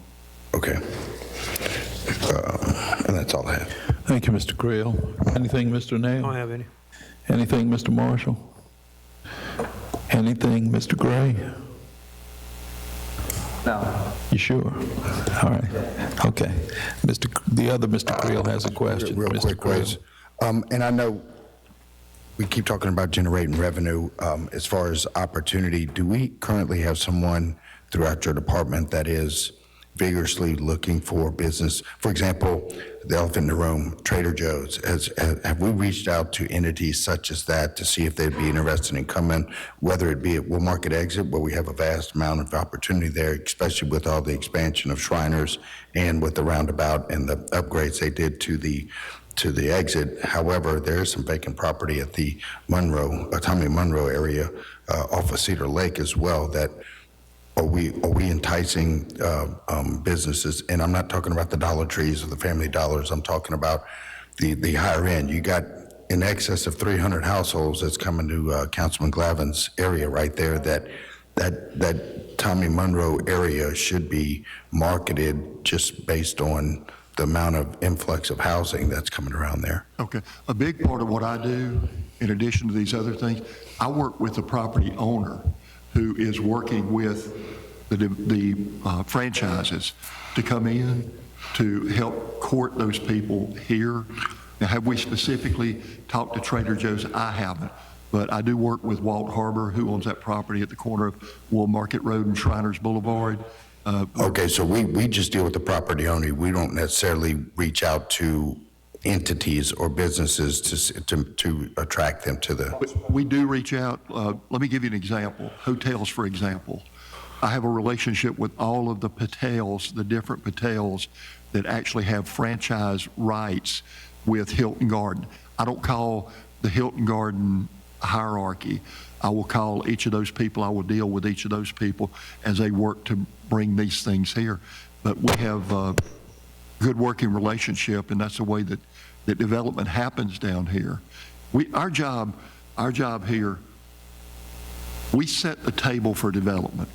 The big questions that we get from developers all the time is, number one, is the zoning correct for what we want to do? We're going through some comprehensive zoning changes right now to try to get the zoning correct. The second thing they ask is the infrastructure there that we need in order to do this project there. If you get those two things out of the way, then you've got a carrot you can dangle. Now, one thing we're dealing with, though, and this is happening everywhere now, is that ever since Hurricane Katrina, there is an expectation that the city will participate financially with that developer.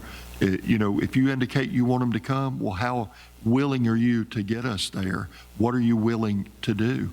And that's just become an expectation now with any developer. It's unfortunate we set that precedent. It is very unfortunate, and we continue on that precedent. That's exactly what I said previously was what we do today is where we start tomorrow. Has there ever been any thought of, and I know, and forgive me, community development, but I'm assuming that economic development operates through your office as well, or is that? For the most part, it does. There are things, if it gets into financial issues or something like that, I don't bring every developer to meet the mayor unless I know that this is going to be a good project for Biloxi and a serious project for Biloxi where they have the financial backing.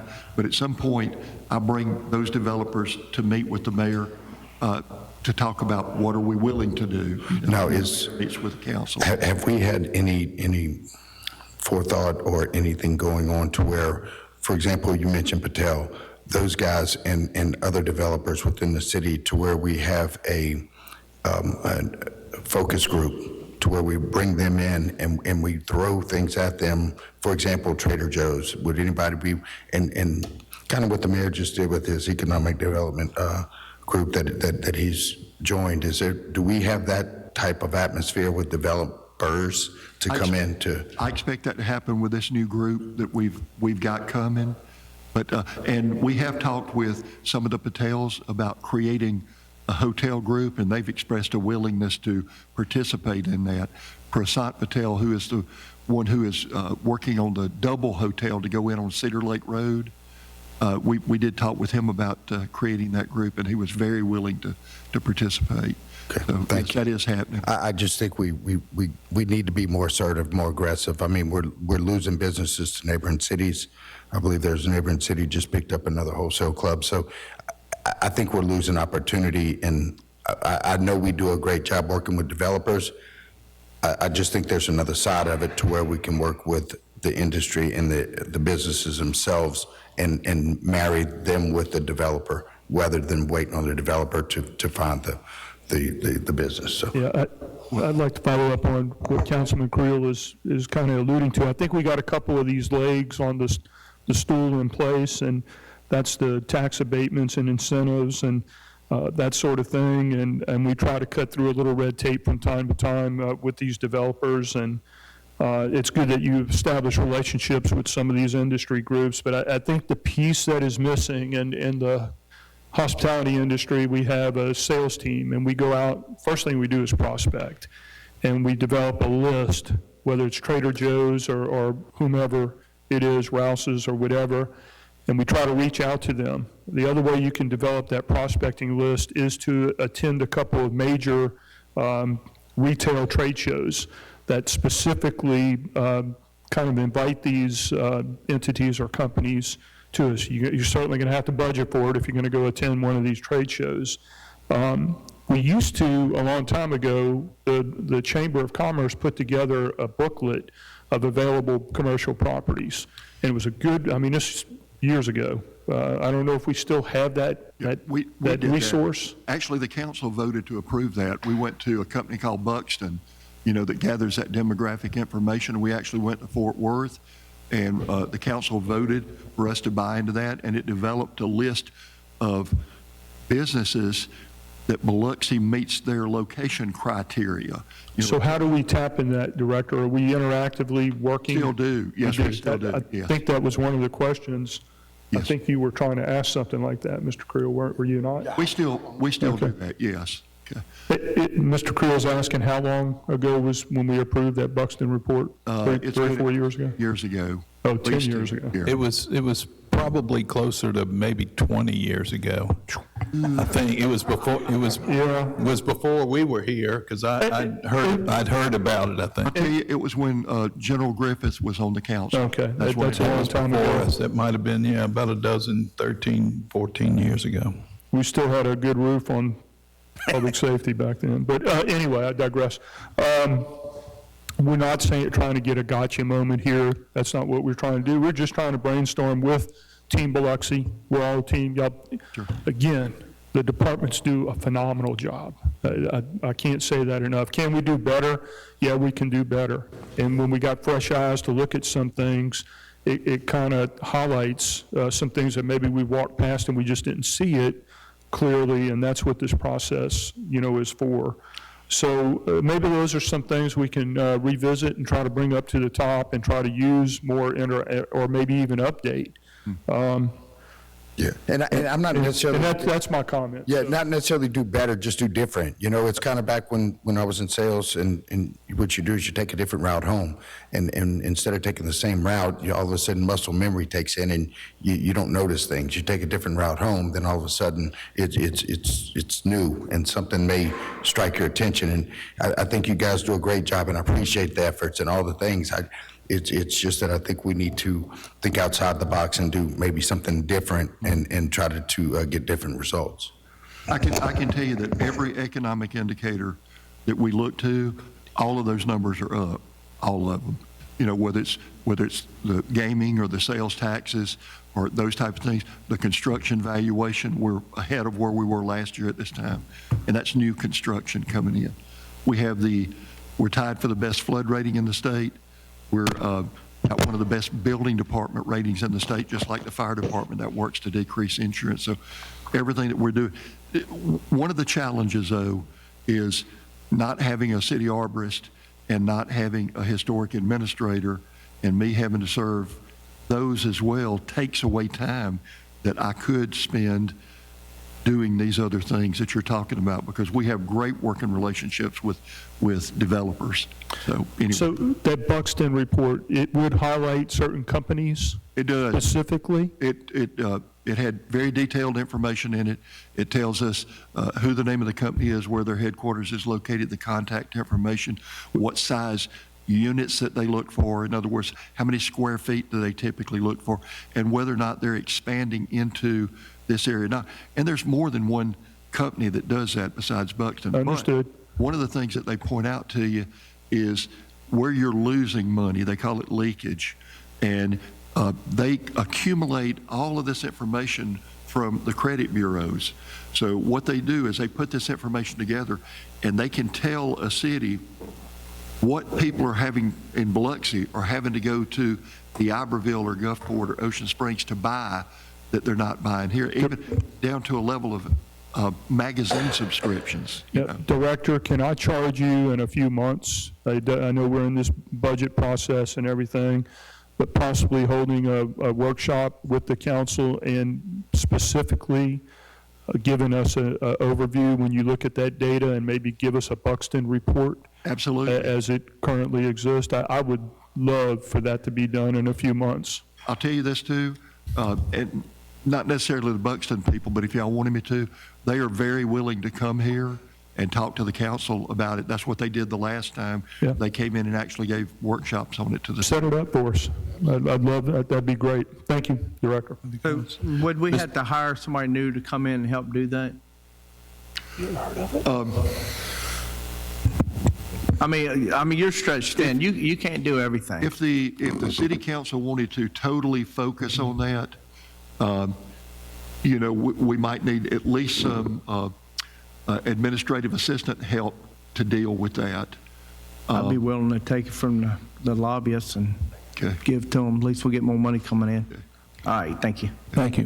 Mr. Marshall, I believe you had something. Yes, sir. Here's a company that myself and the president we've been talking with. And things that you guys are talking about right now, one of the things that we've been putting together, Wayne and I, is the district. And the district is, the purpose of the whole district is to focus on just that. You have a person that's overwhelmed. And his suggestion is, to me, I appreciate what you're doing, but I don't see where you can solve this problem. And the fact that you sit here and you say that, you need an arborist and you need those other positions and everything, we need a person, we need an organization and a person that's dedicated to do just that. We're missing so much income and so much money, so much development, because we're kind of like waiting on someone to come to us. I've already talked to a company, and I remember Dr. Tisdale. We're anticipating finalizing getting them to come here on next, I think the 25th, and address us. What I would like to do is, this company would do all the things that you just said the Buxton report do.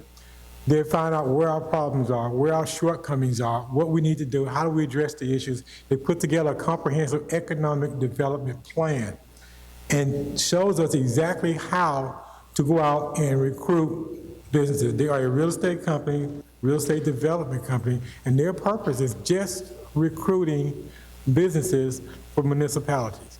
That's all they do. They arm themselves with the data, and because of the way the computers have gone up now in data, so they come with extensive data as to what, like you just said, what people are buying, where they're buying at, why they're buying, and they put all that together, and they don't just go out and do a scatter report. They know exactly which developer they need to talk to bring in all the retail and the types of businesses that we need. So I'm scheduling that as for them to come in. I like to also schedule a workshop with them also, if everybody'd be willing to do that also. But I do expect them to agree to come in on the 25th to address us. And I'd like to do a workshop that day if possible, if you guys would be concerned about it. It would address all the issues. We have a whole section of our city. You have two sections mainly. One is the Wool Market, one's the East Biloxi, and everything in between actually. But we don't know the numbers, we don't know the statistics, we don't know what people are looking for, we don't know what's available, we don't know, you can tell us about different properties and everything, but you don't have the time or the resources to go out and find the exact retailer for that. When you hear that our sister city is going to be bringing in the BJs, someone had to know exactly who to go to, what to say to them. And when they sat down with those people, they had to sit down with numbers to show them statistics of how it's going to actually work. And you could do it, but you can't be the arborist, you can't be the code enforcement guy, you can't be 20 different people. Just like we got the guy cutting the grass trying to also run the parks and develop the facilities out there. It's just not going to happen. So we need to concentrate on economic development. We need to concentrate on investing in someone to do just economic development, and we need a company that specializes in doing just that. So if you guys are open for it, I'd like to make sure we finalize this for the 25th meeting. Mr. President? Carrie, if you just make a note of that, on the 25th, we have a regularly scheduled council meeting at 1:30. Then following that, we're going to follow up with the non-departmentals. And then after that, we can have a presentation from this firm at that time, and then some sort of discussion or workshop. Question, Mr. Creel? Do I need to pack overnight bag? I mean, if we're going to do non-departmentals and then a presentation is... And we also have an appeal scheduled that day too, appeal before the council. So, yeah, so I just think the 25th it should be a better day. I think we should have the presentation on the 25th. Do you know about how long that presentation would take, Mr. Marshall? 45 minutes? Yeah, 45 minutes. 45 minutes. We could do a presentation on the 25th. So, and then look at scheduling a workshop later if we like what we hear. But and I know we're trying to get all this lined up. So if you just make a note on that, we'll look at a presentation on the 25th. Mr. Marshall will get you the name of the company.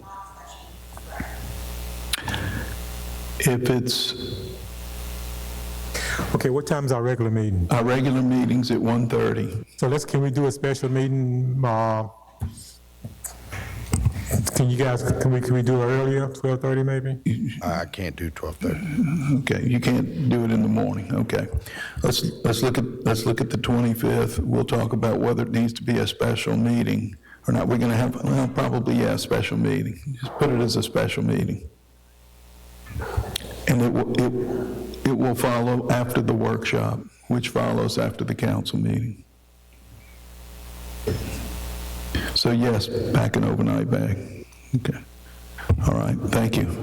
All right, any other questions for Mr. Creel? I'm good. Thank you, Mr. Creel.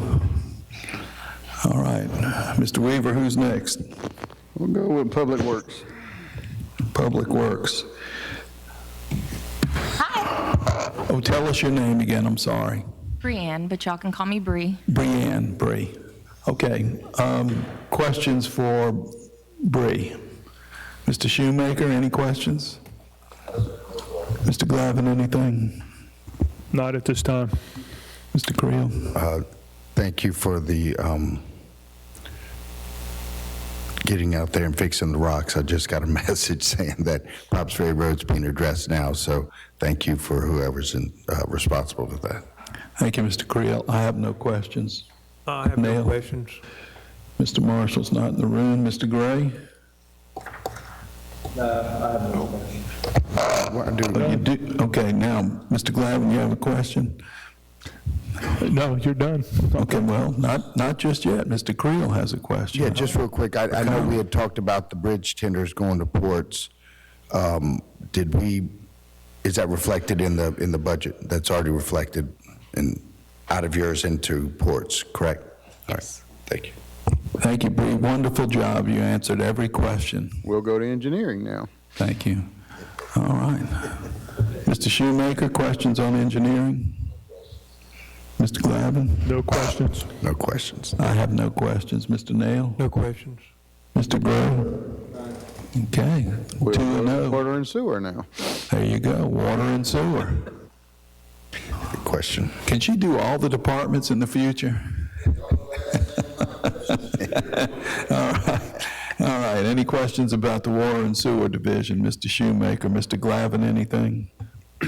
Are there any updates? I know we reviewed this before. We were talking about doing it a little differently. Are there any updates? I don't have any updates, no, sir. No updates, no changes since our last discussions? No, nothing's Okay, changed. I have no questions at the moment. Still waiting on that report to come back. Yes, sir. So once we get all of that data, then we'll make certain that you are aware of it. Thank you. Assuming that was on the contract part, yeah. All right, the only question I have is the water bills, and going forward, I know we've had some... Same thing, we've just waited there. We had it, last week? We're still waiting on that data to come back. On the 2 months versus, why are people receiving 2 months? Oh, on that one? Yeah. That, I'll have to get back with you on that one as well, too. Okay. We are looking into that, and so the temporary labor, as far as finding, no, the water meters didn't move, as Mr. Collins asked. You're correct on that.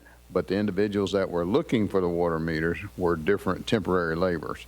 So that was a problem when they were discussed on those. Then we've had the issues as far as back on the 4th of July, like we talked about, and then what we discussed on this last pay period as well, and we'll adjust those. But we do look at that being resolved here in the near future. Okay, so just a quick question going forward. Residents that call in and inquiring about their bills, whether it be a 2-month bill or a 1-month bill, we direct them to Christie, or is there a contact? Yeah, direct them to Bree and them over, and if they'll go back. Diane Merrill at the water department. That's where it's going to end up at. But yes, at that point in time, we'll go with either Diane Merrill, but I would go back to B-Connect because that wraps it in, and then we all get oversight of what's going on. So if there's a question on anything, I would ask to push that to B-Connect. Okay. That way we see what's going on. It gives us an area where we can monitor some of that. Plus, if you'll continuing to do what you've done and send me emails, then I can also follow up on it as well. Okay, perfect. Thank you.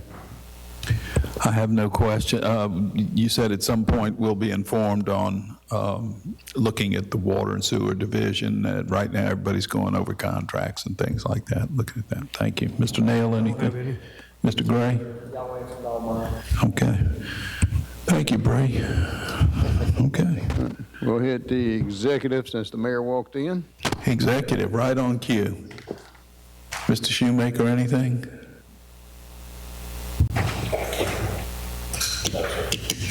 Mr. Glavin, anything?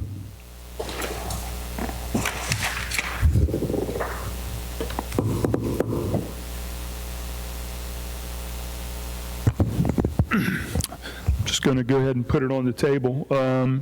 The B News, we're going to go to four printings a year as required. We're not even doing the four. Aren't we required to do the four?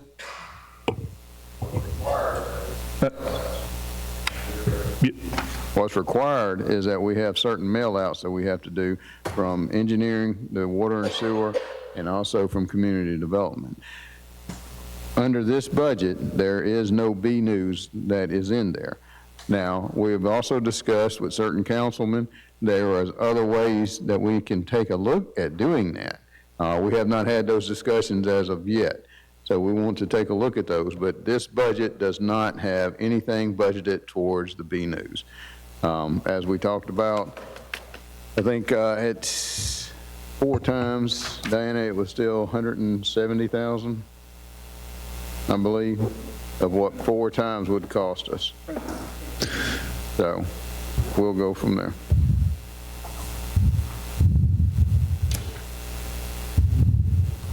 Yeah, it's still going to be digital, but it will not be printed and mailed out.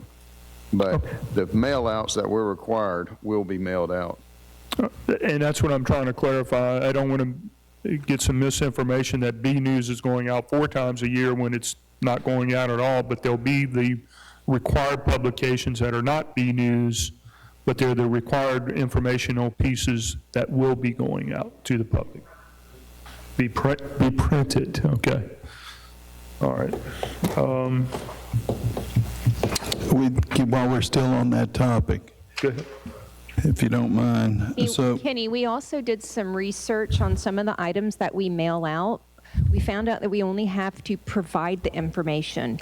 So on the water bill, we could put a QR code or a link that gets you to the city's website to pull the report so that we don't have to print 12 pages to get the information out. Awesome. What we can do is put it on the water bill, and the citizen can pull it up if they want to read it. Okay, and of course, the water bill goes out, every month, or at the end of the month, or whenever it goes out, and that's great. That's innovative, and that's kind of cost-cutting and efficient.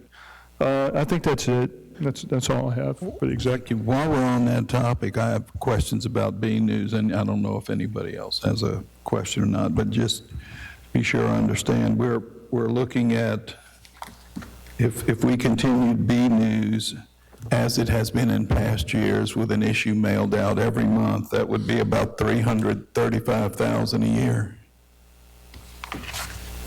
Okay. Yes. And then what you were speaking of, budgeted at little over 175,000, would be the quarterly hard copies and the rest digital? Yes. Okay. So let's look at that $335,000 figure. How much revenue do we bring in for advertising on all of that?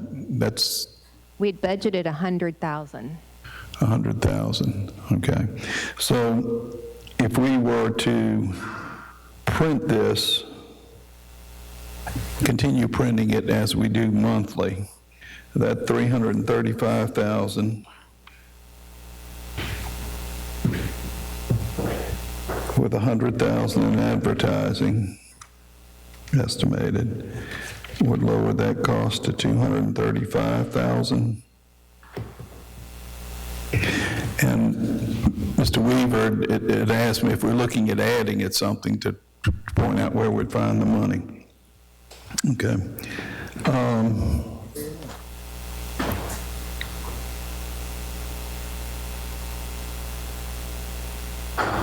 Okay. And we'd have that 175,000.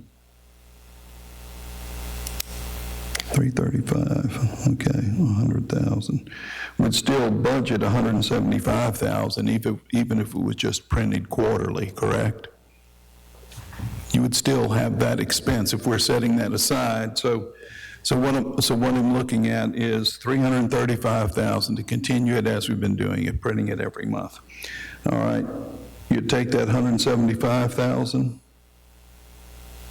You'd add another 100,000 to that in terms of revenue for advertising. But if you print 4 times a year, you may not get 100,000 in revenue. Beg your pardon? If you print only 4 times a year, you most likely will not get 100,000 in revenue. Right. So, but if I'm printing 12 times a year, how much revenue would I generate roughly? About 100,000. Okay, so that 335, if we print it, continue printing it, we're going to bring in 100,000, so that knocks down the cost of that to 235,000. And then of that 235,000,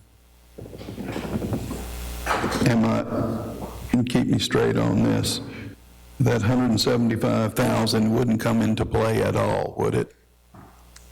If you print 12 times a year, no. Right, okay. So then that leaves 235,000.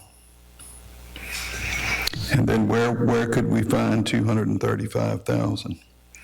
Well, we saved 40,000 with the, excuse me, we saved $10,000. Can I interrupt you for a Sure. second? This budget does not include the new insurance numbers we got the other day. Only looking at Plan 1, we need another $1 million to cover insurance, not including lasers. We have a $1 million laser, a $550,000 laser, and a $250,000 laser. Thank you for pointing that out. Okay, I have no more questions. Thank you. Just because, and I appreciate that, Diana. I know that Si's working with you on the insurance, so you have better numbers than the last time we met with him, and I appreciate you pointing that out. Okay, I don't have any more questions there. I do have some more under the executive budget, but I want to see if anybody else has any questions under the executive budget. Yes, I just asking a question. I don't want you to find $5 more million that we need. But have we looked at possibly contracting it out to someone, offering out proposals, just to see if anybody want to pick it up? On the B News you're talking about? Yes. No, I think that was a conversation that me and another councilman were going to have on there, and if you would like to join us, that will be more than open to that. Any way in which we can do some of this, and I agree with Diana.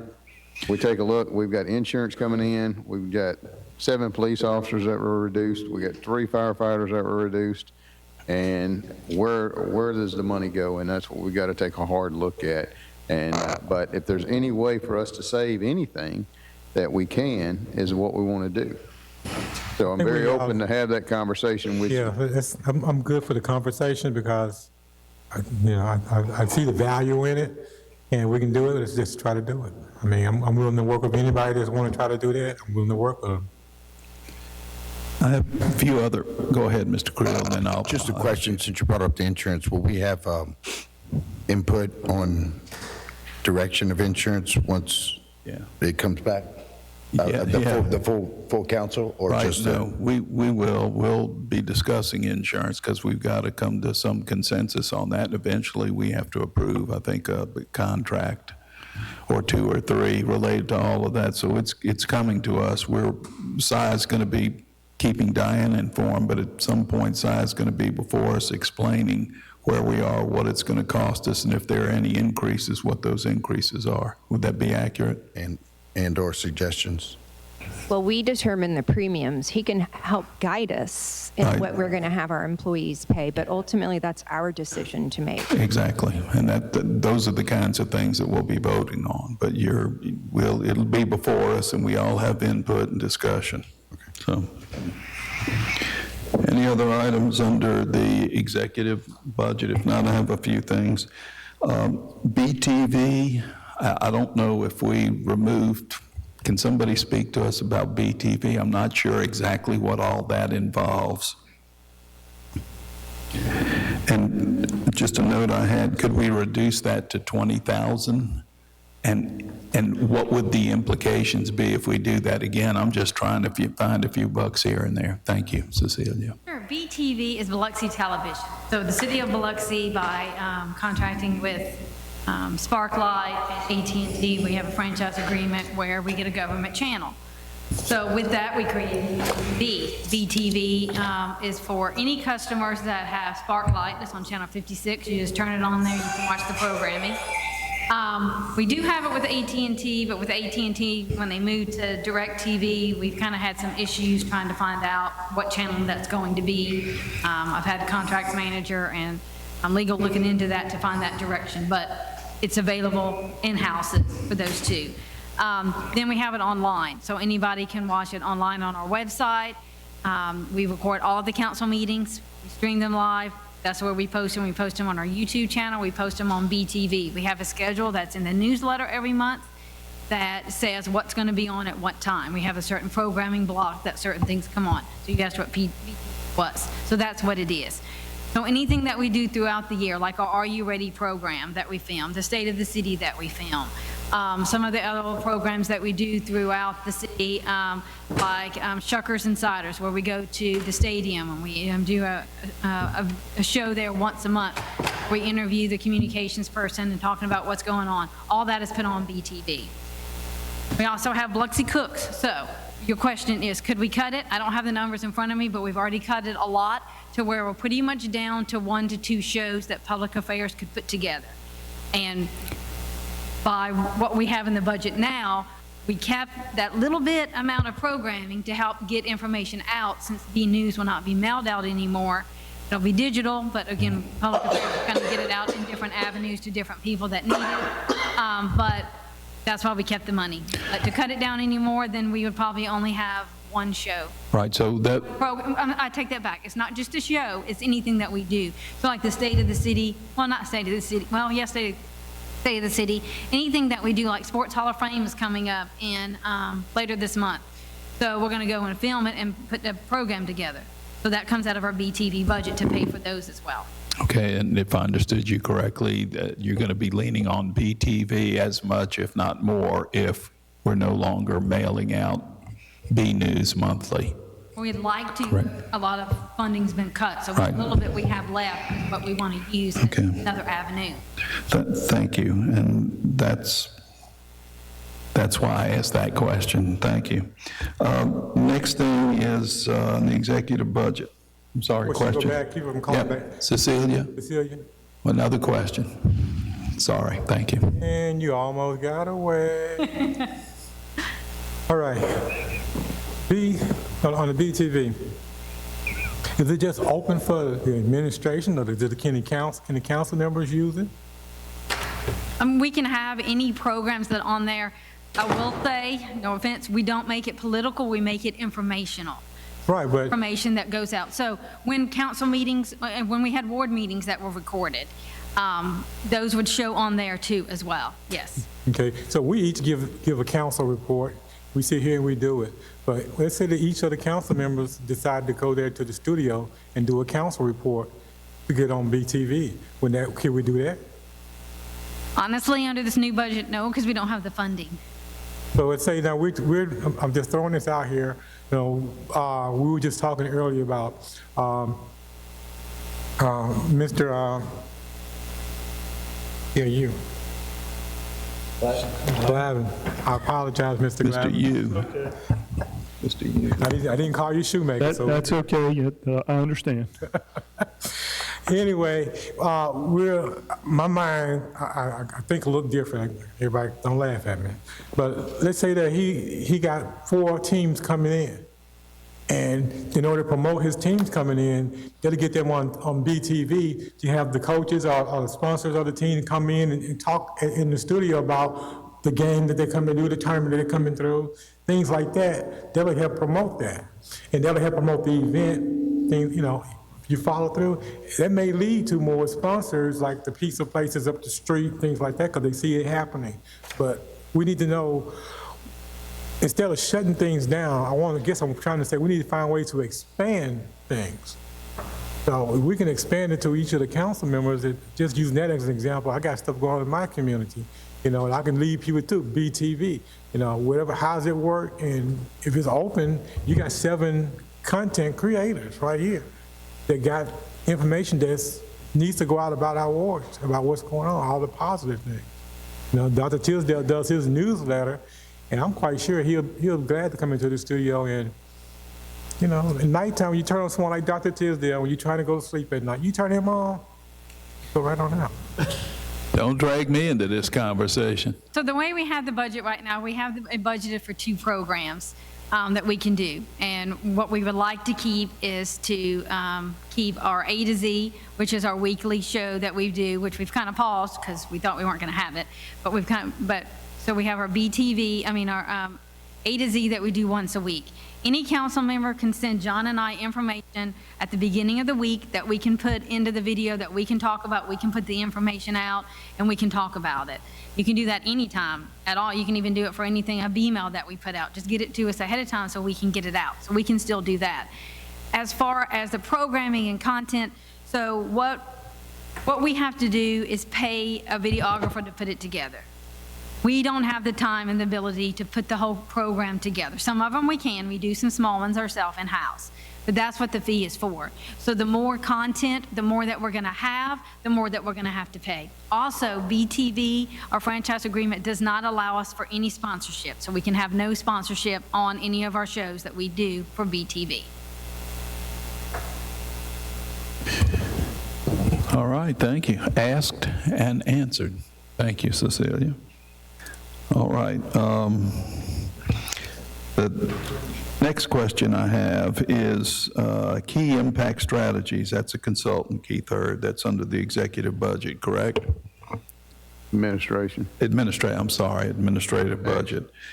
I mean, we spend $96,000 for that contract right now on that service. The administration, any other thing on the executive? Right. Is there anything else on the executive, sir? It's under the administration. Administration, okay. I have nothing else under executive. Thank you, Rick. Any other questions on the executive budget? Can we go to the administrative next, sir? Mayor, you can stick around or attaboy. All right. Yeah, let's go to the administration budget then, Rick, thank you. And that item is 01111-6432, I believe.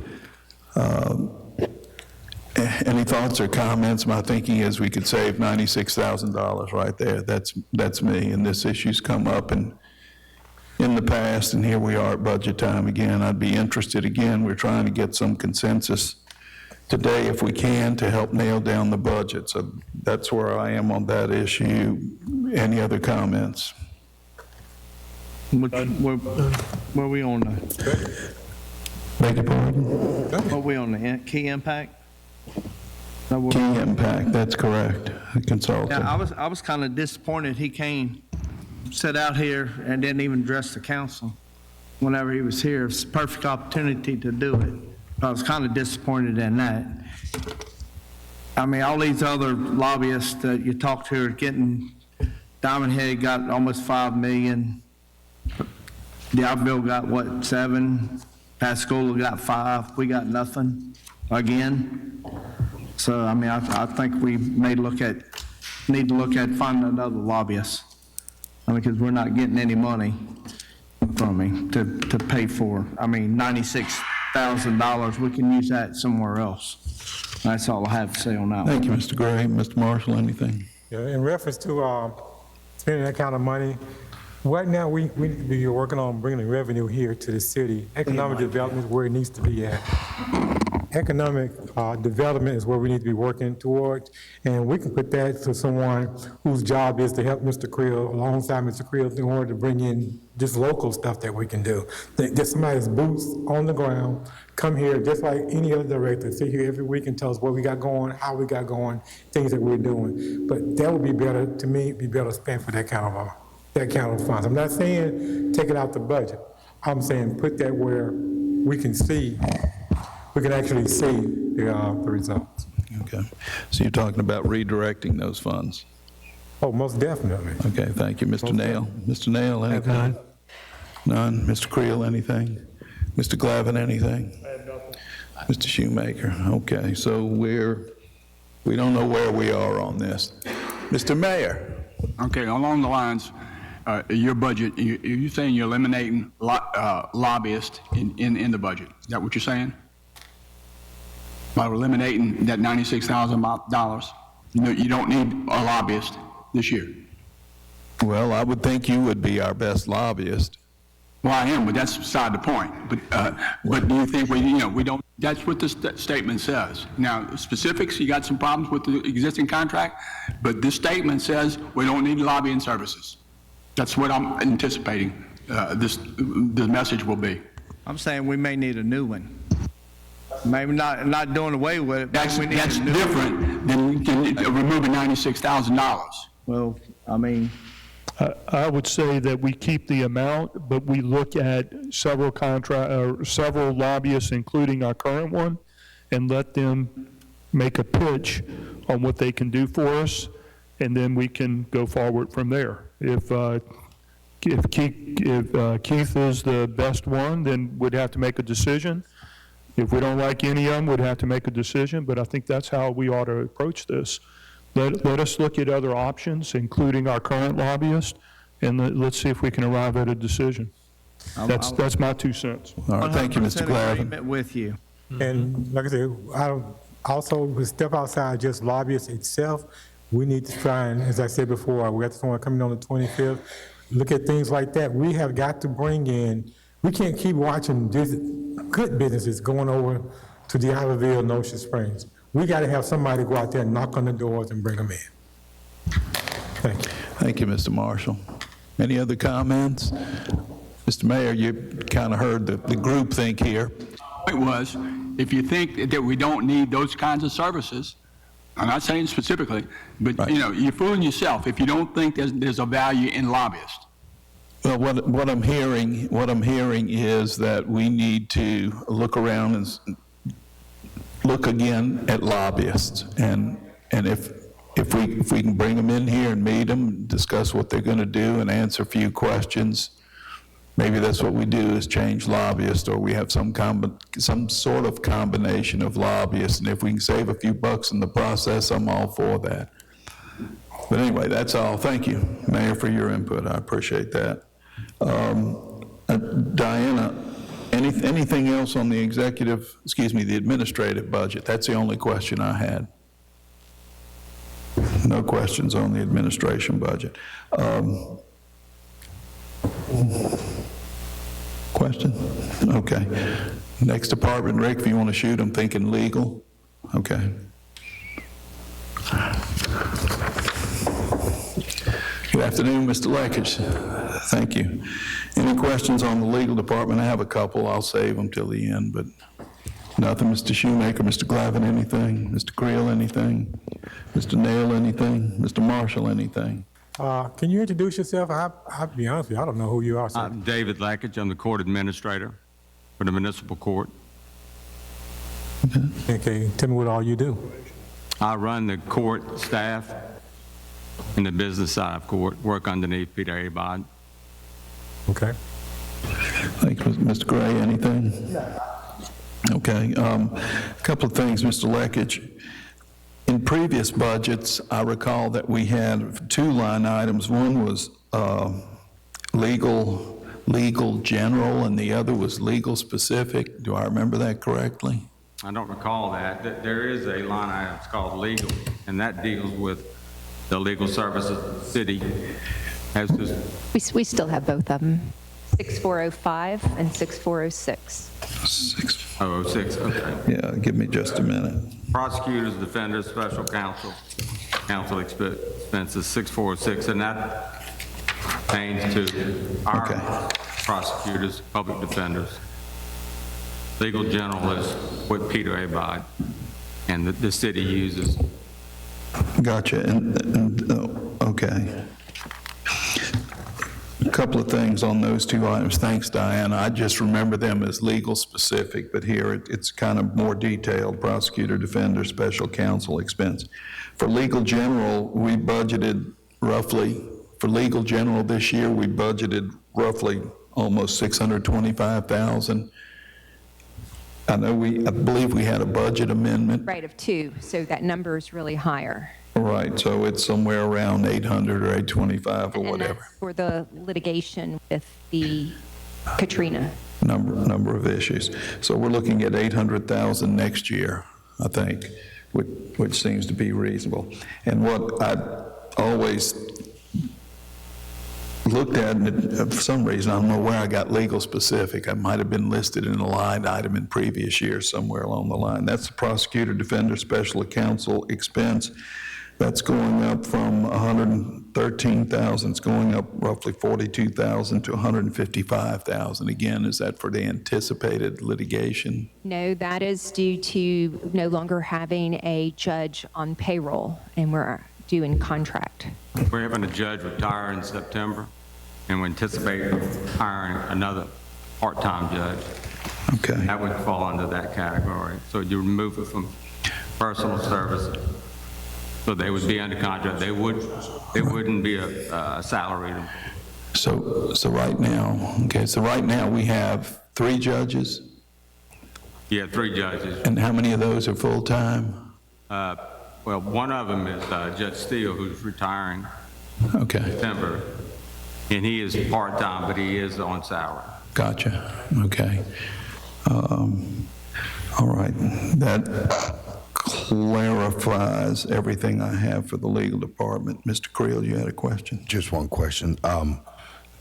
6636, is that deduction, is that because we're going to more of a community service sentencing, or no? Community services actually is volunteer. They have to volunteer to do that. So we can't send it, so if they have, Offer it to them. we can offer it to them, or jail? It is offered to them. They can go and work for any of the departments, but they won't show up, so it doesn't work. Okay. But that reduction is just a reduction. You see below that, the Harrison County Jail is that That was a grant. for nonviolence is offering a grant, which was approved. And so that $24,000 we can anticipate. So that's coming back? Yes. Okay, perfect, thank you. Any other questions for the league? Thank you, Mr. Lekich, appreciate that. What else do we have, Mr. Weaver, anything else? The only other comment I Thornton, make sure, I think we've covered everyone. think, So, yeah, we haven't done legislative, but I don't know if there's anything left to cut. Yeah, but I would say, I do have something to say. Go ahead, sure. I'll somewhat make it quick, but I mentioned it last time we spoke a couple weeks ago. I know in the scheme of things, this is very minute and small, but again, you're taking money for us to send out any type of flyers to announce that we're going to have a ward meeting for the people that voted for us in office. We're not going to be able to allow them to know that. And we're canceling B News, so we can't send it in the newsletter. So I just think we may need to revisit that, just my opinion. Secondly, I've been to Jackson and I've been to Washington. And again, the councilmen, I guess, don't have to go, but we went with the mayor Jamie and I, and Councilman Creel did. A very good trip. I think it was very productive. But again, we will not be able to make those trips. There's only benefit in the city if we cut this budget and leave no money there. And lastly, I'll say, looking at the budget, I mean, we haven't left money, I don't think, for anything in here. I mean, what about supplies, envelopes, printing, binding? I mean, any of that, office supplies. I really don't know how they'll be able to make do this year with some of that. And that may not be much. That may be $1,000, $1,500. But I think we need to revisit at least some of that, if nothing else, at least giving them a few dollars for some envelopes and printing and ink. Sure, so let's take them line item by line item, if you will. Do you have the budget in front of you, line item for the legislative department. Let's just go line item through line item and see what we want to do. Well, I'm probably not the guy to answer that, but, I mean, I don't want to put that on her, but can we not just put $1,000 in it and they spend it on? Let's look at then services and charges. So 01221, line item 6430, printing and binding. That was $6,200. What is it we will no longer be able to print and bind, Carrie? No work meetings, no business cards, no anything like that. No business cards, no ward meetings. Okay? Sir? Yes, sir. Let me say this. We're not a department, and we said we want to treat ourselves like we're a department. We are a whole branch, and the Constitution, the state Constitution says we have an importance of a purpose. When you limit us of what we're able to do as a branch, you're doing a disservice to this whole city. Okay? I'm willing to say this. We made it last year off of a certain amount. Stick with that amount this year. That is our way of saying we need more. We just like everybody else, we need more. But we can't just cut a whole branch trying to do something. We are a branch, not a department. We can always do a budget. So every time we do something, we come out of our pocket. Every time they travel, they come out of their pocket. When I go and I visit people at the grocery stores, I'm trying to sell this grocery store, I'm trying to sell this city. As a salesperson for this city, I pay for it. I never bought a receipt back for any gas that I've spent, for the times that I've gone to spend the night, so I can be there already fresh the first thing the next morning to meet with somebody. I never bought a receipt back. Okay. We can't shut down our whole branch. We're not a department. Next thing is, when I go and I meet with someone, like last week I went over to Hammond, and I got up the next morning, I been for that Monday morning. The guy was surprised that, he said, "You drove all the way over here to meet with us?" I said, "Yeah." I said, "Just right there in Hammond." I mean, it's not far, but he said that he starts his store in that morning at 4 o'clock. I was there at 5:30 and sitting in his parking lot. We had a good meeting, but there was no receipt. And every council member up here going to say the same thing. You don't get receipts like that. And we are working for our wards and our districts. We can't cut any more of that. We are cutting not a department. We are cutting a branch, a state legislative branch. We need to remember that always. All right, so then let's look at under services and charges. Printing and binding. If we go with what we had last year, and again, we're looking at trying to find funding for this. So printing and binding, this year we budgeted $6,200. Mr. Marshall, you're suggesting that we leave that at $6,200. Mr. Shoemaker, any thoughts? What does the council prefer? If we aren't doing printing and binding, then we're not able to get our noses out, then basically we're in violation of our rights, and we're not going to do that. All right, so am I hearing from most of the council that we would prefer that it remain at $6,200, which is what it was this year? And there was actually not even enough last year. What I'm simply saying is this: the budget, the number that was last year, 776, 744. Let the court clerk come back with that number, and that's your budget. Work it out with that, and we'll say that's the best we can do. Leave it at that. Do we have a year-to-date spending on, do we know what we spent year-to-date right now in 6430? $6,140. So the 6,200 is feasible. But if you look at that, I mean, if you'd go zero, then we don't need to rent the printer.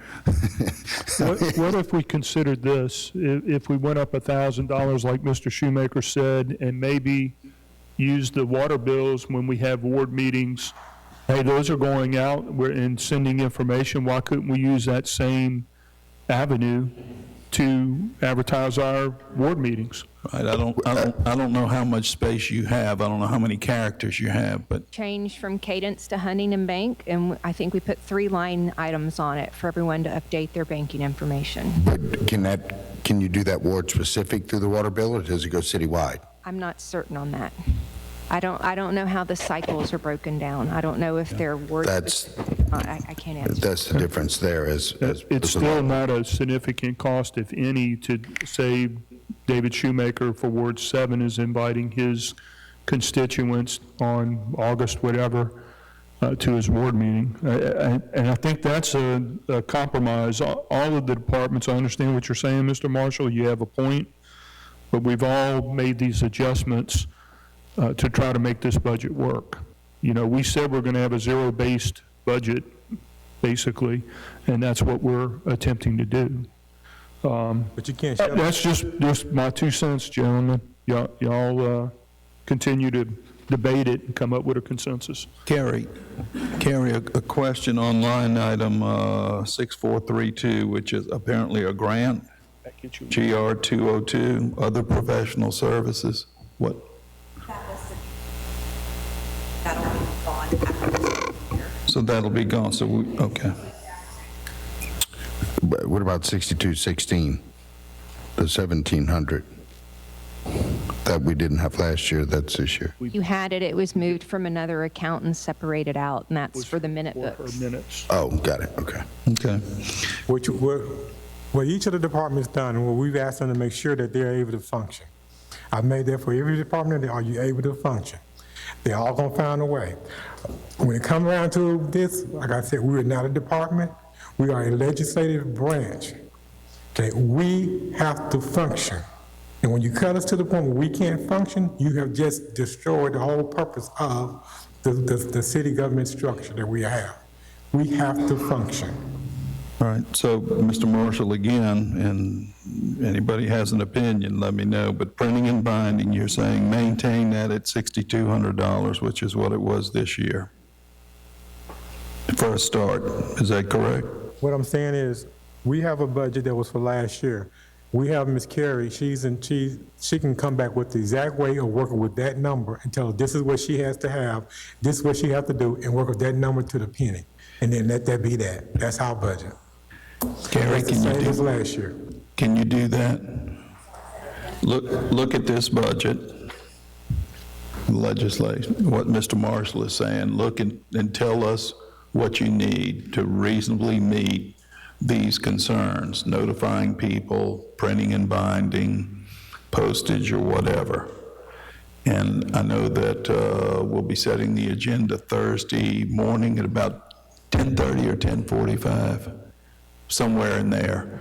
So could you pull together those figures maybe by Thursday morning when we meet to set the agenda, and then we'll shop it around to all the council members so they can see what the numbers are. But what I'd like to do is, again, come to some consensus on this as a department, if you will. And so the accountant knows what we're dealing with.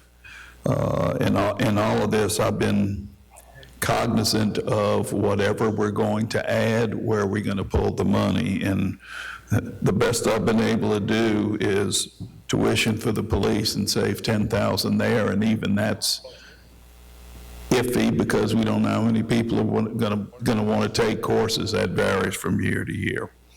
But anyway, Carrie. Ms. Carey, what I'm asking is we'll task you with that. What I'm asking is that the last year's budget, okay, as a compromise, I know I've talked to you, you need more this year than you had last year. But I'm asking that is our cut, match last year's budget. Bring us the numbers of what we got to do to function. We're using last year's numbers. And that's what I'm suggesting, that I'll go with all that to the council. Each of the members, let them know, this is us making our sacrifice. Which means that we're going to still have to reach back in our pockets again, pay our own way around. If we got to go through any type of meetings and things to sponsor to learn about things, we have to pay for it out of our own pocket. We got to go to Jackson, we got to pay for it out of our own pocket. That is a sacrifice. But we're not going to, I can't see us limiting a whole branch of the government because of shortcomings somewhere else. Carrie, whatever you come up with, I'll poll all the council members if I can get that from you Thursday. I'll hear from everybody, hopefully. You know, I'm trying to send y'all reminders from time to time, an email telling you we're trying to get some consensus on some things. So if you've not checked your email in the last week, please be doing that. Thank you. That's where we are right now on the legislative branch. Hopefully we'll have this resolved in some numbers to you the first part of next week, certainly before the next council meeting, I'm hoping. All right, what else do we have? Anything else? Oh, one other thing, Diane, if you don't, two things really. The last update we have, I think on revenues and transfers, at least the last one I have was for May. Do we have one more recent than that? I gave one out last week. Last week, okay. All right, no. Week before, yes. Okay, that's good. And I know you're updating that as we go monthly. The other thing is just in personnel, if we're able to hire some employees that are retired from other places around here, I'm assuming you're calculating that salary based on that it's going to be a reduced salary or whatever, right? No, sir, we're going to hire them back. Our budget at 100% because we never know if we're going to do a reduced employee or not. Right. What we'll do is that will be revenue that's generated, or however Diana does that, savings at that point in time. That's fine. So right now, their budget is full-time, fully employed, paid and everything. If we pick up a few folks here and there, good. That saves us a couple of pennies here and there. Okay, good deal. Thank you. Any other questions or comments? It's been a long day. I appreciate everybody's time and patience. Anything else? I'll entertain them. So moved. I'll entertain the motion to adjourn. So by Mr. Creel. Second. Second by Mr. Glavin. All in favor? All opposed? It's a 7-0 vote for the clerk. Thank you, everybody, and thank those who attended today. Yeah, vote. I'm with Mike now.